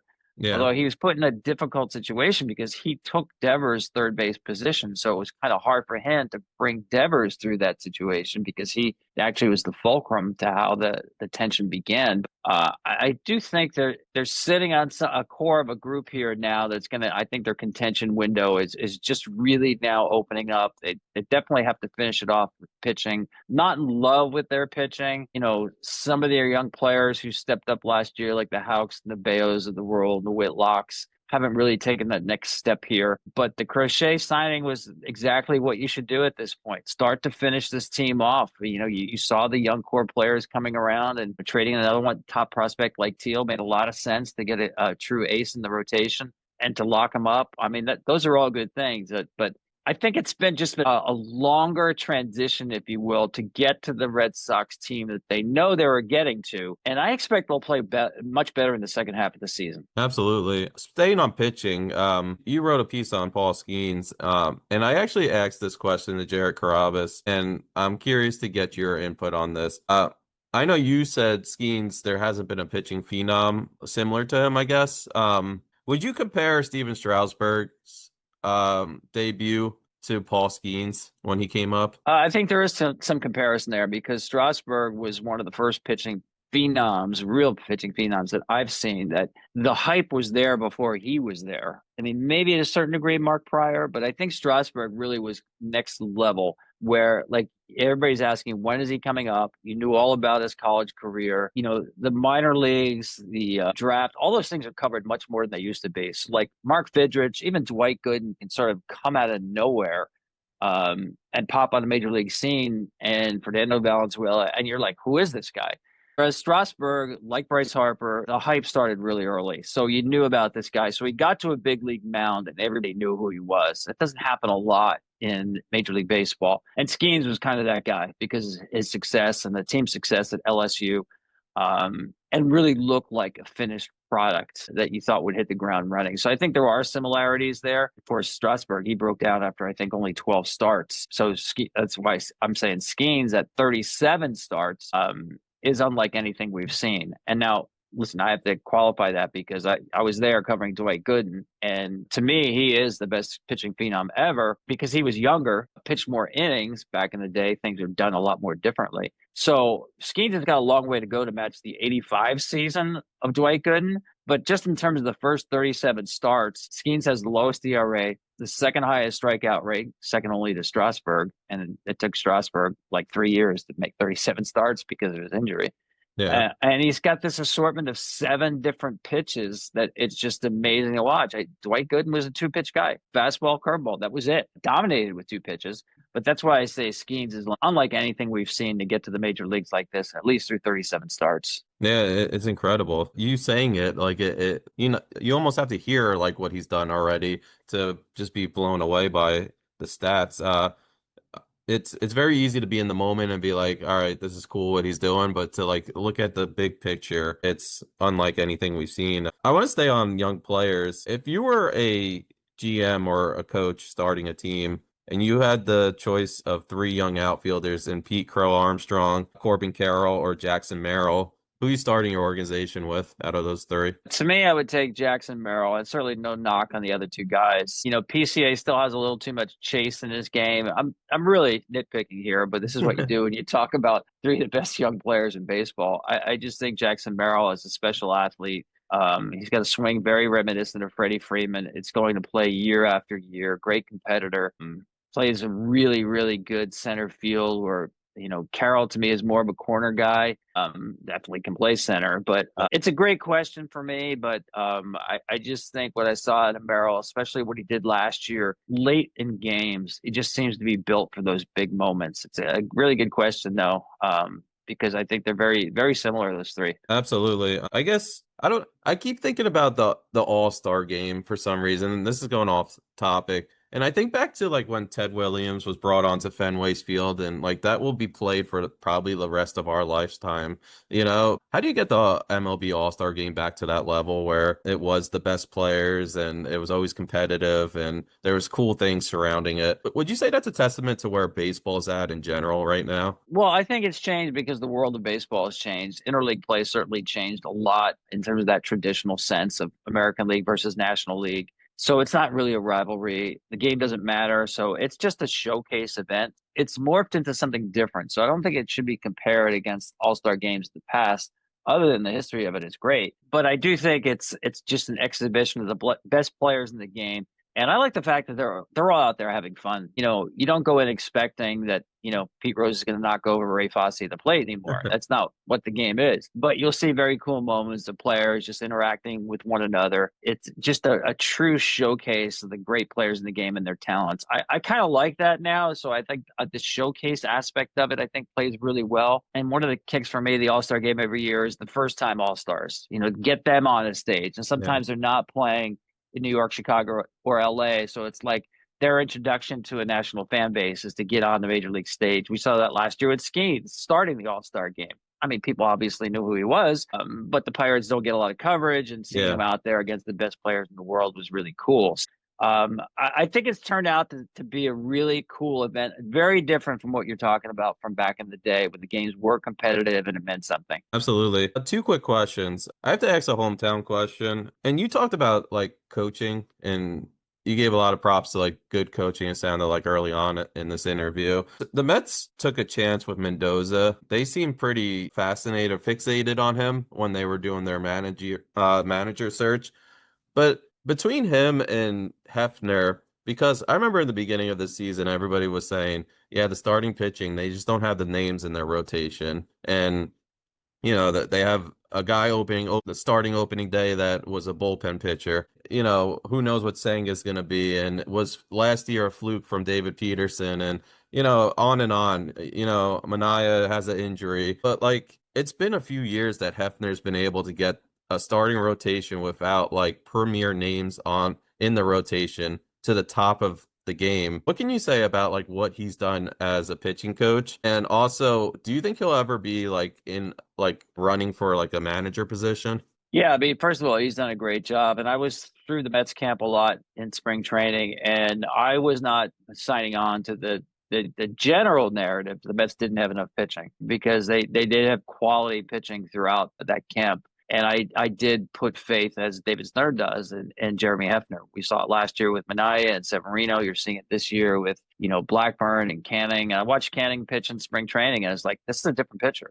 You know, his delivery is different. He's moved on the rubber. His stuff is different. The shape of his pitches is different. So the track record now is undeniable. And I think David Stearns is really good as well at identifying pitchers whose stuff should be able to play up. And he's got a pitching coach who's able to do that. It's not one magic formula. It's not like, hey, we're going to teach you to throw this cutter or this kind of a slider. It's not a one size fits all. It's basically breaking guys down. Here's what you do well. Here's what you don't do well. Yeah. And maybe we should try this. And it's a huge part of the game today. You know, I know Cleveland, Tampa Bay, the Dodgers to some extent all have good reputations about acquiring pitchers and having their stuff play up. And you can do that with technology today. But I think the Mets, given their track record, they're just about as good as anybody. So it's not a fluke at this point. It happens once, maybe twice, just saying, oh, maybe they got lucky again. But there's a strong track record here. What they're doing on the mound this year is just amazing. One of the best staffs in the major leagues. I always look at limiting the home run ball because it's such a big part of the game today. They do that really well. You know, Peterson now is taking his game to a next level. So yeah, listen, we'll see what they do at the trade deadline, but you still have not gotten anything from Manaea or Montas, and we'll see what they do in the second half of the season. But I think the Mets are well positioned, especially for me. Keeping Senga healthy is a big deal, because I think he's the one guy to me who can go out there and win a game by himself, which sometimes you're going to need at some point in the postseason. You're going to be locked up against another team's good pitcher. You need a pitcher to go out there rather than just do the 5 and fly thing and win with your bullpen, for a dominant start. I'm not saying do that every time, but once in a while in the postseason, you're going to need a starter to do that. And to me, he's got the best pure stuff to be able to do that. Quick question, just pivoting. If Senga continues doing what he's doing this season, below 2 ERA and just, you know, 1 or 2 runs every start, are Cy Young voters going to hold the innings against him at the end of the year? Only if someone has really gotten well beyond, like there's a big gap. I mean, last year, Zach Wheeler had fewer innings. More innings, had like 20 more innings, and he didn't win the Cy Young. Yeah.